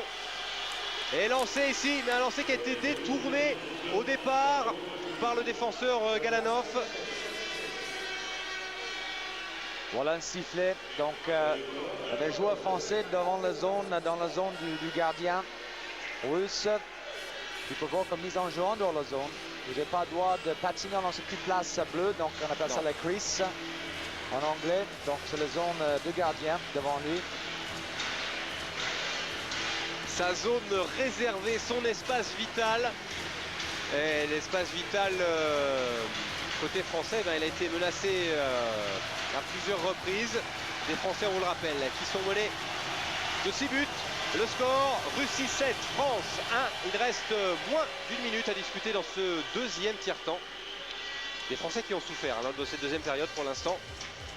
Oui, ça nous a fait une bonne impression dans la première, donc il se laissait aller un petit peu, mais encore. Enfin, laisser aller, façon de parler, parce que... Voilà, la faute individuelle, ça coûte cher, parce que là, vous avez tellement de buteurs dans cette équipe. Donc, pour moi, la question, encore comme on a parlé au début, c'est le gardien. Est-ce qu'il est au même niveau que les autres? Difficile à dire, parce qu'on n'a pas sollicité, disons, beaucoup dans cette deuxième tiers-temps. Ouais, il n'a pas été vraiment menacé. On saura ça probablement un petit peu plus tard. Et puis, côté français, on espère qu'on saura ça un petit peu plus précisément lors de la troisième période. Il reste, vous voyez, plus que quelques secondes à faire en prison. Voilà, c'est terminé. Et on va terminer les quelques secondes qui restent à 5 contre 5 sur la glace de l'Ice Palace. Ici à Saint-Pétersbourg. Attention avec toujours Kaminski. Très dangereux. Récupéré par Chitnik. Kaminski. Kaminski, attention, lancé. Et cette fois, il fallait surtout ne pas relâcher le palais, ce qu'a parfaitement fait l'Henri, alors que c'est Mironov, Dmitri Mironov, qui est venu menacer Fabrice l'Henri.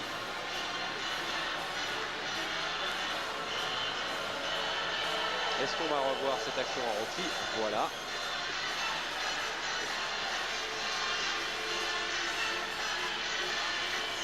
Encore, tu vois le soutien de Mironov, qu'il est toujours prêt avec Gonchar et Jetnik à soutenir l'attaque, de créer ce surnombre. Et là, c'est les choses que certainement les Français ont beaucoup de difficultés à contrôler dans ce match. Le regard d'Alexander Yakouchev, mise au jeu dans la zone des Français, mais récupéré par les Français. Et Karl De Wolf, on joue avec la bande, on essaye de respirer un petit peu. Pavel Bure qui nous fait un slalom. Mais c'est récupéré côté français avec Karl De Wolf qui lance ici. Ça a chauffé un petit peu. Il avait bien capté le palais. Voilà, dans la mitaine d'attrape. Regardez, voici monsieur l'arbitre. Et c'est vrai que malheureusement, côté français, on n'a pas été souvent dans la zone russe. Aller menacer le jeune gardien de 19 ans. Il y a Brice Galov qui a été trompé une fois lors de la première période. Benoît Bachelet. Voilà, avec une seconde, il doit tirer directement la cage. Voilà, c'est ce qu'il essaie de faire, mais... Fin de cette deuxième période. Une deuxième période qui a été très compliquée côté français. On va pas vous mentir d'ailleurs. Le score en dit plus que mes commentaires. 7-1 simplement. Nouveau festival côté russe. Nouveau festival notamment avec Souchinski. Regardez un petit peu ce qui s'est passé durant la deuxième période. C'est Sergei Gonchar qui a aggravé la marque 4-1. Puis Pavel Bure, son premier but. Souchinski, son troisième. Et Pavel Bure, son second. Bref, ça fait 7-1 à l'arrivée. L'addition commence à être un petit peu salée. Voilà, donc dur travail maintenant pour coach Sabourin entre le deuxième et troisième de remonter le normal de ses troupes. Il faut quand même rappeler que c'est que le début et c'est important, c'est pas le score, c'est le jeu. Donc oubliez le 7-1, recommence le troisième tir au temps comme c'était 0-0 et puis il faut établir un rythme et établir le jeu pour le début des matchs le plus important, c'est que toujours le prochain match. Absolument, c'est ce que nous disait notamment Denis Pérez ce matin. Construire de la confiance pour la suite, être capable de prendre l'ascendant durant certaines phases de jeu. Donc c'est vrai que finalement, c'est logique que la Russie batte les Français, il n'y a pas de doute. Le score, ça a peu d'importance. Le goal average, on s'en souciera beaucoup plus tard. On s'en occupe pas. Ce qui est important, c'est que effectivement, on repart de zéro durant cette troisième période pour trouver des solutions, pour reprendre l'ascendant dans le jeu et pour effectivement préparer. En fait, c'est une troisième période qui va servir aux Français de préparation pour le match face à la Suisse dans 2 jours et puis face aux États-Unis un petit peu plus tard cette semaine. Voilà, on sait que des fois, c'est des moments difficiles quand tu formes une bonne équipe. Et là, certainement, ils vivent comme un groupe. C'est pas individuel ou deux, c'est le groupe qui souffre maintenant et c'est le groupe qui va s'en sortir. Donc pour ça, autant que coach, on cherche toujours les points positifs. S'il y a quelque chose à chercher dans ce match jusqu'à maintenant, je suis certain que coach Sabourin va essayer de remonter et remonter le moral de ses troupes entre le deuxième et troisième. Donc admettons que c'est difficile. Moi j'ai pas beaucoup d'espoir pour revenir ce match, mais encore, on répète, c'est pas l'essentiel. Ce match, c'était du gâteau, c'est jamais un point du point. Les matchs importants, c'est venir. Donc, elle encourage tout le monde et puis encourager les équipes. Et puis maintenant, il ne faut pas oublier que c'est une équipe très jeune. Donc, c'est l'avenir de l'équipe. Et puis là, ça va leur prendre un peu de temps. Oui, beaucoup de courage. Si vous avez eu l'occasion d'aller au cinéma dernièrement et si vous avez peut-être été voir un film qui s'appelle en français L'Enfer du dimanche, Any Given Sunday, vous avez certainement suivi les conseils du coach. You win as a team. C'est en équipe qu'on va gagner et c'est individuellement éventuellement qu'on perd. Donc, c'est l'équipe qui doit maintenant construire et se préparer pour cette troisième et dernière période. On vous rappelle que ce n'est que le début de ces championnats. Pour la Russie, ça va bien. Pour les Français, c'est un petit peu plus difficile. Mais on est sûr que les hommes de Stéphane Sabourin vont trouver quelques solutions durant la troisième période. Il va falloir une nouvelle fois s'inquiéter surtout de Maxime Souchinski, sans oublier Pavel Bure. On va bien sûr faire une pause, on va faire une petite page de publicité, on va repasser par Paris et puis on se retrouve dans quelques minutes pour suivre la troisième et la dernière période en direct bien sûr de Russie-France ici à Saint-Pétersbourg dans la toute nouvelle patinoire de la capitale du nord de la Russie. A tout à l'heure.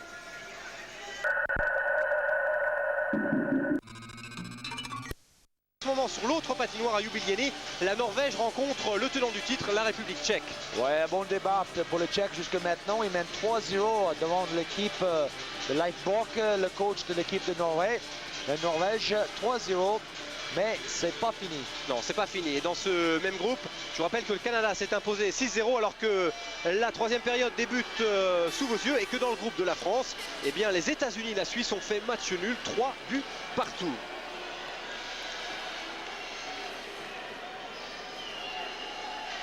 Les Russes avec le Palais au départ de cette troisième et dernière période.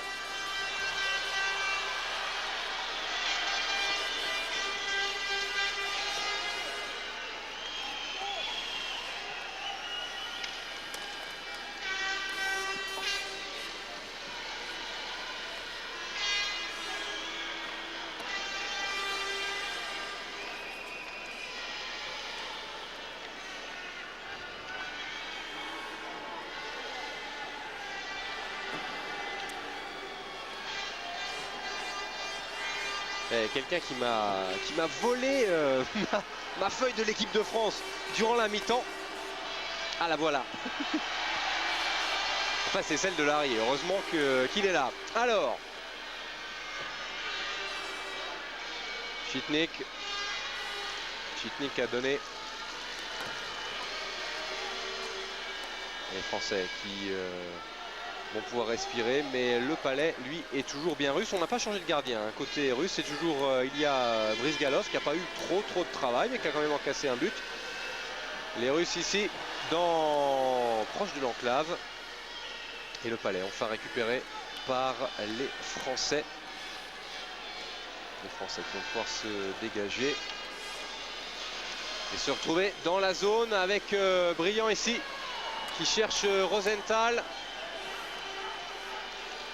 Maurice Rosenthal. Toujours Arnaud Brillant. Et interception côté russe.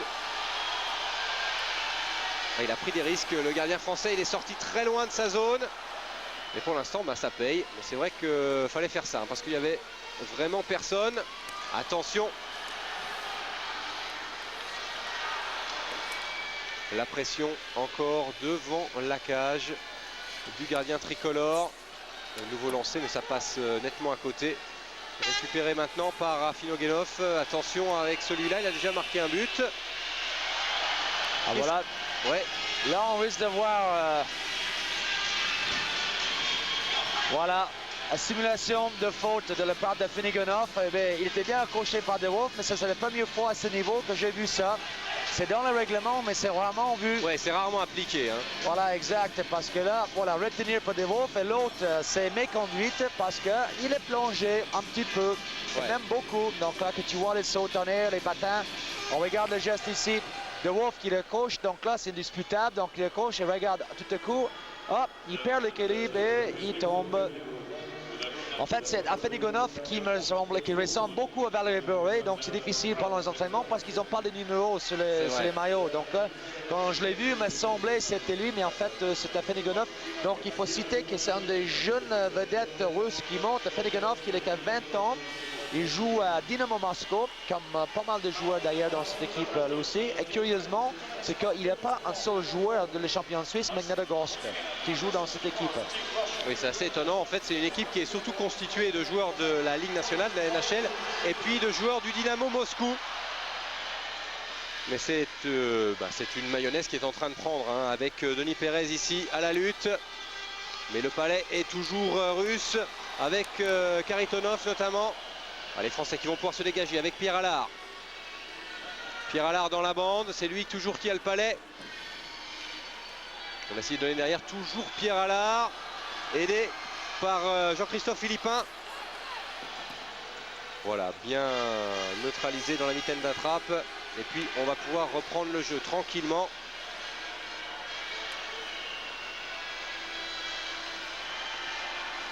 Ouais, ça c'est bien trouvé avec un lancer.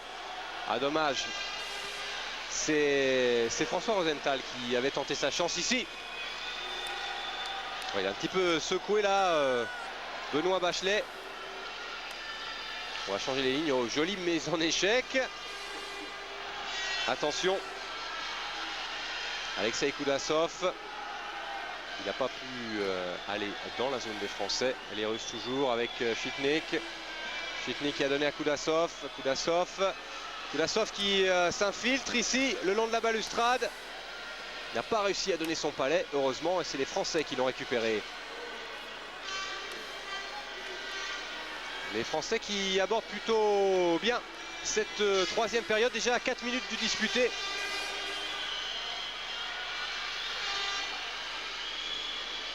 On a essayé de trouver Richard Emonetto. Le Lyonnais est lancé ici avec le gardien russe qui s'est bien détendu. Il était menacé par Emonetto justement. Voilà, c'est le sort d'action que je l'attendais dès le début du match. Donc un tir contre la bande derrière le cage du gardien qui est beaucoup plus difficile pour un défenseur que pour l'époque de faire sortie de zone. Un bon pression, un palais perdu et puis un tir sur le cage. Donc dans la première, même disons, bon, 2 tiers temps pour être honnête, on n'a pas vu beaucoup d'actions où les Français ils ont mis pression sur le défenseur russe. Tout vient à point à qui c'est attendre. La preuve, en tout cas, on avait dit que la meilleure solution pour les Français, c'était d'oublier ce qui s'était déroulé durant les 2 premières périodes. Pour l'instant, c'est plutôt ce qu'ils sont en train de mettre en application avec ici le beau lancer, mais un lancer bien capté par Brizgalov. Mise au jeu dans le camp russe. Et gagné par les Français qui frappent tout de suite. Ah, c'était dangereux. Très joli lancer. Récupéré et dégagé. Peut-être par les Russes avec Mironov. Et le public ici qui à l'Ice Palace qui continue toujours de faire la vague. On revient dans le camp des Russes. Rarement les Français ont été autant présents, tant mieux. Oh, décidément, ils ont décidé de forechecker, de tenter le tout pour le tour. Agressif.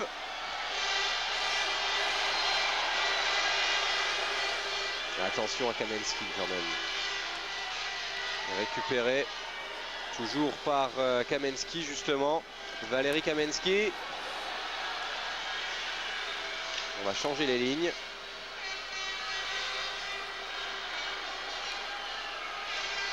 Mironov. Konchar qui a essayé de retrouver Mironov mais qui n'a trouvé que la balustrade. Chamnov récupéré par les Français et par Benoît Bachelet à 2 contre 1. Ouais, il faut tenter sa chance. Bien repoussé par les jambières, il avait laissé le rebond.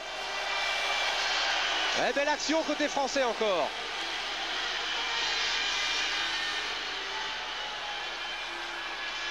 Pavel Bure. Ah, lui, il a le palais qui lui colle à la crosse. Regardez le festival de Pavel Bure. A lancé le rebond. Mais c'est récupéré côté français avec Philippe Bozon.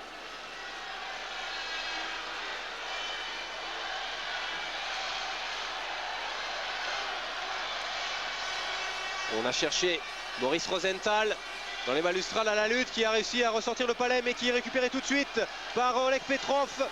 Oleg Petrov qui va lancer devant la cage française. Et récupéré encore par... ouais, bien repoussé avec la jambe Victor Kozlov. Palais toujours français, toujours avec Maurice Rosenthal, très en vue dans ce début de 3e période. 6 minutes 40 de disputé. Et les Français qui n'ont jamais été aussi présents. Ils maîtrisent une bonne partie du jeu. Et ça, c'est plutôt rassurant. Kravchuk qui a donné à Finogenov. On a trouvé le grand numéro 25. Victor Kozlov, 1m96. Récupéré côté français. Mais il était un petit peu seul malheureusement. Trey. Oh, attention, une occasion peut-être pour la Russie. Trop court. Heureusement que Maxime Afinogenov était un petit peu trop court. Le gardien français a devancé l'arrivée de l'attaquant russe. Pénalité. Non, c'est juste un hors-jeu.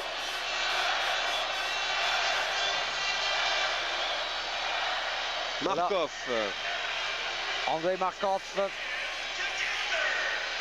C'est un joueur qui n'est pas bien connu par tout le monde parce que Markov, il joue pour Dynamo Moscou. Oui, il est assez jeune, hein, vous l'avez vu. À ce propos, sachez que la moyenne d'âge de l'équipe de Russie, c'est un petit peu plus de 27 ans, 27 ans, point 4. Et pour les Français, c'est légèrement inférieur, 27 ans, point 1. Que la taille moyenne, elle est quasiment identique. Hein, pour les Français, 1m81.7. Pour les Russes, 1m83.3. 1 cm et demi de plus. Et puis, au niveau du poids, là, les Russes sont quand même plus lourds. Hein, 89.2 contre 84. Ouais, c'est parce qu'ils ont tous les porte-monnaie dans les poches. Et puis ils ont assez de millionnaires dans cette équipe de penser la balance. C'est pour ça.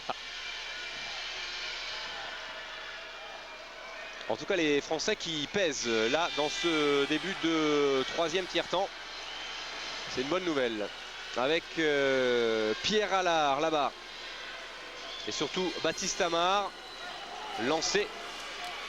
Et oui, le gardien est obligé de bloquer le palais. Parce qu'il était menacé. Agréable première 8 minutes de cette troisième tiers-temps. On se demande où ils étaient passés où. Parce que c'est le jeu qu'on attendait dans le premier tiers-temps. C'est clair. Mais ils étaient passés où? Ils étaient un petit peu étouffés par l'enjeu. Hein. Exact, parce que c'est l'ambiance. Pour beaucoup de cette équipe, c'est la première action. Fait premier champion du monde. Mais malgré les conseils de coach, parce que certainement, il est dans les conseils de patiner, de checker, de mettre la pression. Malgré tout ça, toujours la sécurité. Le problème, c'est que tu laisses le temps, essaie de fermer le milieu de glace. Tu laisses trop de temps l'espace et puis le résultat, qu'ils ont beaucoup trop d'occasions. Et là, les Français, c'est vrai, ont passé ce cap, tant mieux. Ils sont en train de nous proposer une très belle troisième période. Ils font pour l'instant jeu égal avec les Russes. Et ça, c'est très, très encourageant pour la suite de la compétition. On le rappelle, hein, ce n'est que le début. Un palais, justement, qui est toujours français. On va jouer avec la bande. Le gardien est intervenu pour éviter tout simplement que le palais passe de l'autre côté. Et on va relancer, cette fois avec ce diable de Kudasov qui va lancer, mais contré d'entrée par Jean-Christophe Philippin dans ses protections au niveau des jambes. Récupéré cette fois par Nikolichine. Chitnik toujours avec Nikolichine. Attention à Nikolichine à la ligne bleue. Il a retrouvé le palais là, il a une bonne position. Il donne derrière, c'est bien joué.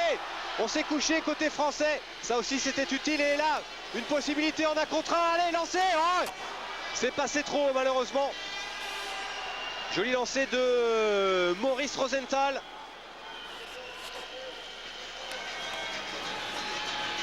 Maurice Rosenthal qui avait marqué 2 buts lors du tournoi en 99 en Norvège. Et 2 buts, 1 assist. 3 points au total.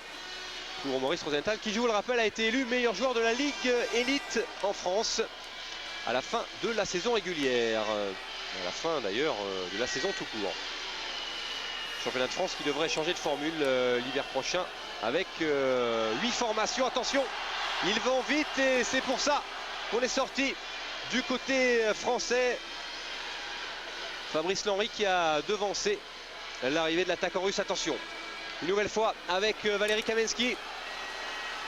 Valérie Kamensky qui a fixé 2 défenseurs, qui a essayé de trouver Konchar, mais les Français sont beaucoup plus présents et plus entreprenants. Là, c'était bien joué avec le rebond. Laurent Meunier qui était présent, c'est pas terminé, nouveau lancé ici. Laurent Meunier qui va récupérer encore.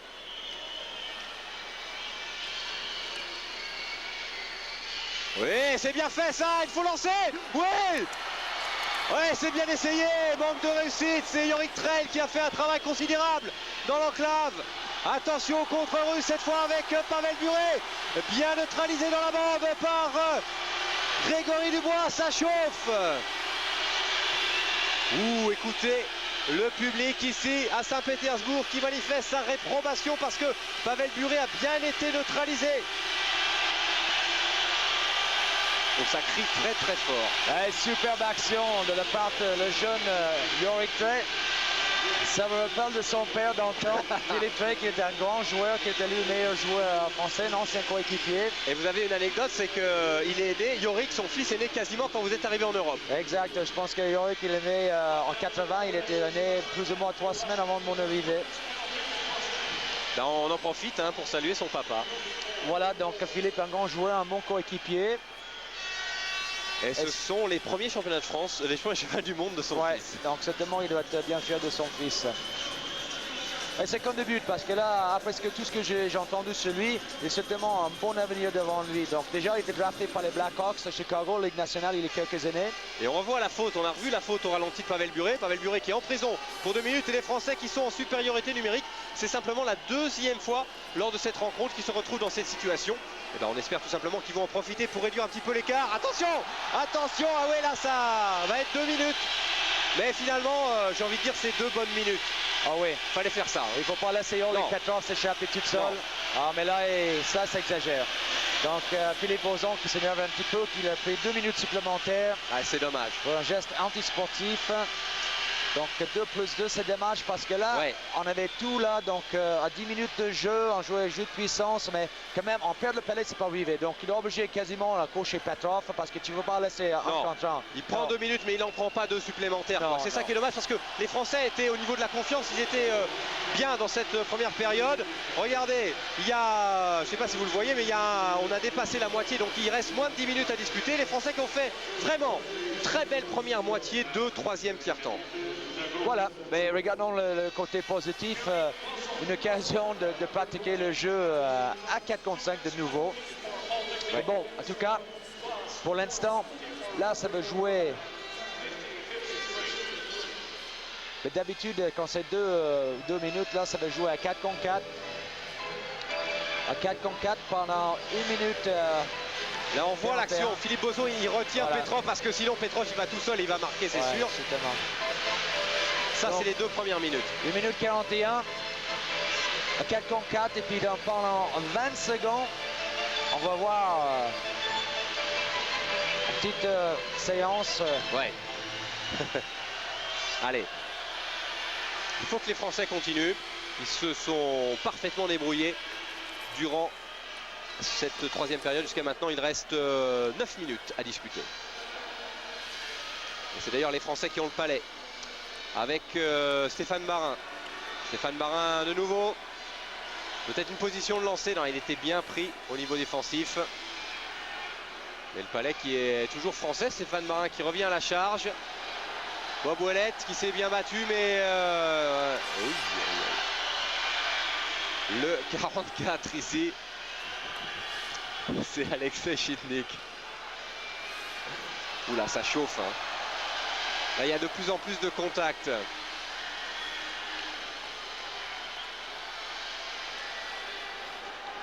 Certainement devant le public, ils ne vont pas laisser aller les Français dans ce 3e tiers-temps. Ils vont terminer eux aussi sur un point positif. Donc là, ils sentaient le réplique des Français, mais eux aussi, maintenant, ils vont commencer à chauffer un petit peu le jeu. C'est monter un petit peu d'un cran en ce qui concerne le défi physique. Allez, on repart avec l'un des jumeaux Rosenthal. Récupéré maintenant par Arnaud Briand. Il a trouvé Maurice Rosenthal, mais malheureusement ce sont les Russes qui récupèrent ici.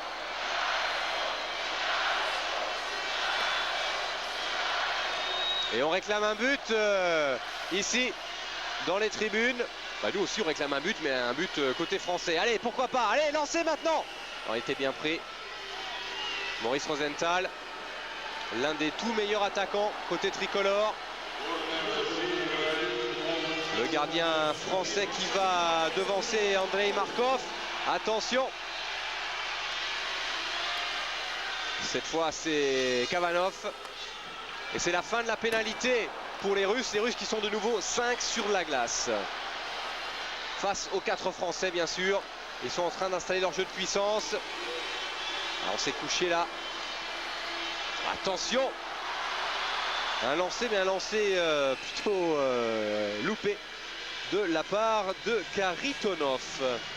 Voilà une belle action, donc c'est un petit geste technique mais très important devant le cache. Donc on peut dire que le tir a été loupé. Et c'est plutôt Arnaud Briand qui l'a bien joué en plaçant le cross sur les mains de son adversaire, qui n'a pas eu la mobilité de vraiment lâcher son cross. Donc belle feinte ici. Il part de Markov, il glisse le palais, regarde le geste de Briand qui met sa crosse sur les mains, donc l'autre il ne peut pas lâcher ce tir comme il voulait. Il n'a pas de liberté et finalement c'est un tir très doux qui vient atterrir dans le gant de Fabrice Lenry. Bob Ouellet. Allez, Mise 1 au jeu. minute, voilà, 1 Ouais. minute 50 maintenant de jeu de Faut puissance résister. pour les Russes. Ouais. Attention, il est tout seul, il a feinté le lancer. Là, on joue patiemment côté russe, on se précipite pas, on préfère installer le jeu de puissance. Un nouveau lancer cette fois, repoussé. Chitnik qui écarte. Là, on se rapproche, on est dans l'enclave ici, attention. Et c'est récupéré une nouvelle fois par Koudasov. Chitnik qui lance de loin, récupéré par Nikolishin. Koudasov qui change. Et c'est Henry qui capte ce palais. Ouais, Les bon. gardiens français, ils ont du travail ce soir. Bon exemple de mobilité de la part de Fabrice Henry qui était obligé de se déplacer côté droite et côté gauche rapidement pour se mettre face à cette reprise de volée. Parce que comme n'importe quel gardien, l'idée c'est de toujours rester carré face au tir en mouvement. Donc bel mouvement ici.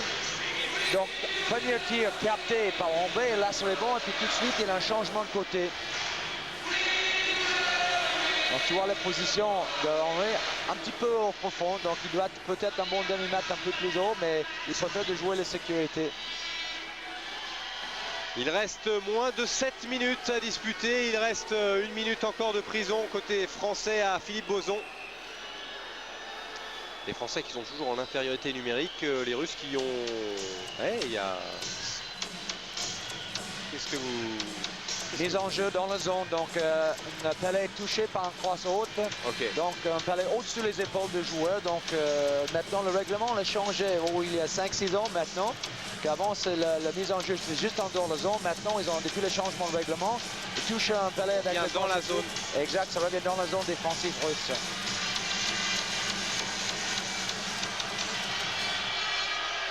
Mise au jeu. Je vous rappelle que les Français sont toujours 4 sur la glace face aux Russes et que le score il n'a pas changé depuis la fin de la deuxième période, sur 7-1. Et moins d'1 minute de prison à purger pour Philippe Bozon. Les Français qui résistent plutôt pas mal. C'est reparti côté russe avec Mironov. Mironov derrière la cage ici. Une nouvelle fois Kamensky. Kamensky qui est aidé maintenant. Markov. Kamensky. Ah, attention Kamensky, faut pas le laisser comme ça. Ouh, aïe, aïe, aïe. Ils s'en sortent bien les Français. De Wolf qui était venu mettre un petit peu de pression ici. Chamnov. Kamensky. Et le jeu de puissance installé, il faut encore tenir allez, 10 secondes. Kamensky. On se rapproche. Ouais. Ils vont peut-être réussir à tuer la pénalité, les Français. Voilà qui est fait. 2-1 et c'est terminé. Philippe Bozon peut réintégrer son équipe. Pavel Bure sur la glace. Pavel Bure, auteur de 2 buts ce soir. Les 2 marqués en deuxième période. Kamensky. Et nouveau hors-jeu, visiblement. Je ne sais pas si je vais tenter le diable de dire quand même, Patrice, mais c'est quand même 0-0 dans ce troisième tir-temps. Absolument. Donc un tir-temps agréable. On voit justement cette agressivité dont le coach avait parlé ce matin. Et puis ça casse un petit peu le jeu. Certainement les Russes, ils n'ont pas attaqué le troisième 6 buts d'avance comme ils ont attaqué le match au début de ce match. Mais quand même, on ressent que les Russes ils subissent un petit peu le long français. Et puis là, réplique de Russe aussi dans ces dernières quelques minutes. Vous avez vu Nano Ponty a retrouvé le sourire avec Stéphane Sabourin. C'est vrai que bon, les Français se débrouillent bien. Les Français qui ont quelques supporters. On a vu des gens venus de Gap notamment encourager cette équipe de France. Et des Français qui ont une nouvelle fois tué une pénalité. Donc au niveau box-play, ça fonctionne plutôt bien. Mais encore, je répète, à ce stade du tournoi, c'est plutôt les jeux de puissance qui ont difficulté à retrouver les marques, les automatismes. Donc là, certainement que les Russes vont s'améliorer de ce petit jeu au fur et à mesure quand on progresse dans le jeu. Ah, c'est sévère.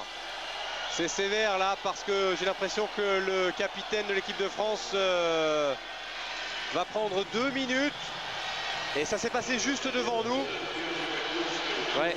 Voilà, donc Schindler, l'arbitre Schindler, mais j'aime bien apprécié, mais il m'impressionne beaucoup dans ce match. J'aime bien sa façon d'arbitrer. Donc là, il a vu le faute. Il n'a pas levé le main tout de suite. Il a bien réfléchi. Puis finalement, il a dit oui, effectivement, il a fauché.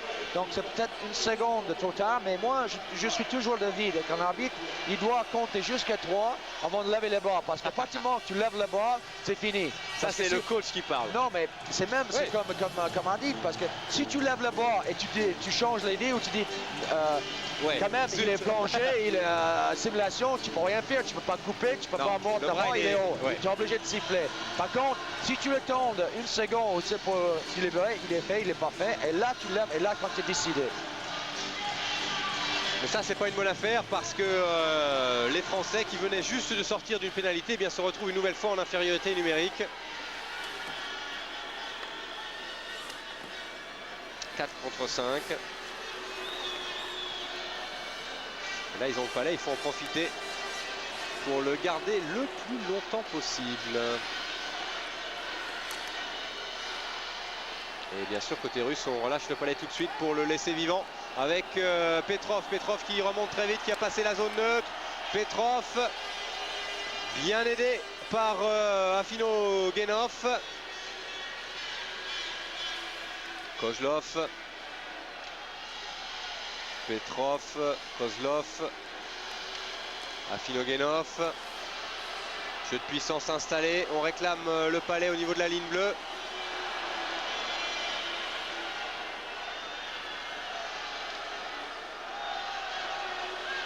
Et ça commence à chambrer un petit peu dans les tribunes avec Chytnik. Et un lancer là. Bien repoussé côté français. Chytnik qui va récupérer ce palais. Qui va jouer avec la balustrade, avec Kozlov et avec Afinogenov. Kozlov, le grand Kozlov. Chytnik. Chytnik toujours. Le palais qui circule très bien côté russe. Et un premier lancé. Un lancer qui n'a pas inquiété le gardien français. Et des bleus en blanc ce soir qui vont pouvoir respirer quelques secondes. Chytnik, attention. Parce que Maurice Rosenthal est venu se mettre dedans. Couper la trajectoire. Sogoumonian. Attention. Un lancer ici. Attention, rebond, ça a été récupéré encore côté russe. Deuxième lancé, deuxième rebond. Dégagé maintenant, la pression qui se fait de plus en plus importante. Avec toujours ce diable de Souchinski. Ah, et but. But cette fois de Prokopiev, Alexander Prokopiev. Le premier but des Russes lors de ce troisième et dernier tiers-temps. Ah, certainement, Souchinski fait un bon match. Certainement, il sera élu joueur du match. Là, quel travail en comptant dans le coin. Denis Perez a fait tout ce qu'il pouvait pour essayer de l'arrêter. Même, il était bout de prendre 2 minutes de prison. L'arbitre a levé la main. Il n'a pas eu le temps parce que la but, bien sûr, annule cette prison différente. Exactement. Mais quel super travail en bas de la zone de la part de Souchinski. Donc, Prokopiev est plus ou moins en cage ouverte, grande ouverte de cage vide parce que l'Henri est déjà déplacé. Donc, ça, c'est la fin de l'action. Et la petite passe en retrait d'ici. Voilà, Prokopiev avec la cage bien ouverte là, frustré. L'Henri parce que vraiment, ils avaient tenu cette 0-0, mais le problème est pas trop des fautes de jouer à 4 contre 5 trop longtemps dans ce tiers-temps. Finalement, ça a coûté un but. Un but dont Souchinski est une nouvelle fois à l'origine. Hein. Mais cette fois, réalisation de Prokopiev. Les Français de nouveau à 5 sur la glace. Le score alors qu'il reste moins de 2 minutes à disputer. 8-1. Autant la deuxième période a finalement été plutôt lente, autant la troisième est très rapide. Les Français ont beaucoup mieux joué, ils ont résisté, mais vous le disiez, hein, à trop longtemps jouer à 4 contre 5, eh bien on finit par payer le prix quoi qu'il arrive, surtout face à la Russie. Allez, palais récupéré côté russe par Galanov, Maxime Galanov. Chytnik. Chetnik qui trouve Nikolichine. Et une nouvelle fois, situation de hors-jeu. Le staff tricolore, un trio qui quand même doit être plutôt satisfait globalement de la troisième période. Oh, tout à fait. Donc certainement à la fin du match, coach Sabourin, il va citer tout ce qu'il a vu positivement dans le troisième tiers-temps. Et là, bon, qu'est-ce que je peux dire de plus? Certainement le premier et le deuxième, ils ont complètement loupé le deuxième tiers-temps. Le premier, on a vu un bon équipe de France, mais le deuxième, ils ont passé complètement à côté de leur pompe. Mais belle réaction quand même. Et, comme on dit, quelque chose de positif pour préparer pour le prochain match. Allez, il reste quelques secondes à disputer. Des Français qui auront bien résisté lors de ce troisième tiers-temps et qui vont bien évidemment s'incliner logiquement face à l'une des équipes favorites de ce mondial 2000, le 64e du nom. La Russie, chez elle, à la poursuite d'un titre depuis 1993. Et la dernière fois que la Russie avait organisé des championnats du monde, en fait c'était l'URSS, c'était en 86. Attention, et ils avaient absolument tout pulvérisé. Encore un petit peu plus de 10 secondes à disputer. Si, avec un but. Oui. Non, pas de but. Ah, le public y a cru. Les Français qui résistent jusqu'au bout et c'est tout à leur honneur avec un excellent gardien. Le match est terminé. On va donc en rester là dans une ambiance extrêmement bouillonnante. La Russie s'impose aux dépens de la France. 8 buts à 1. Un but marqué par les Français en première période, un but marqué par les Russes lors de la troisième période. C'est finalement, vous le rappeliez, lors du deuxième tiers-temps que les Français ont vraiment cédé face à cette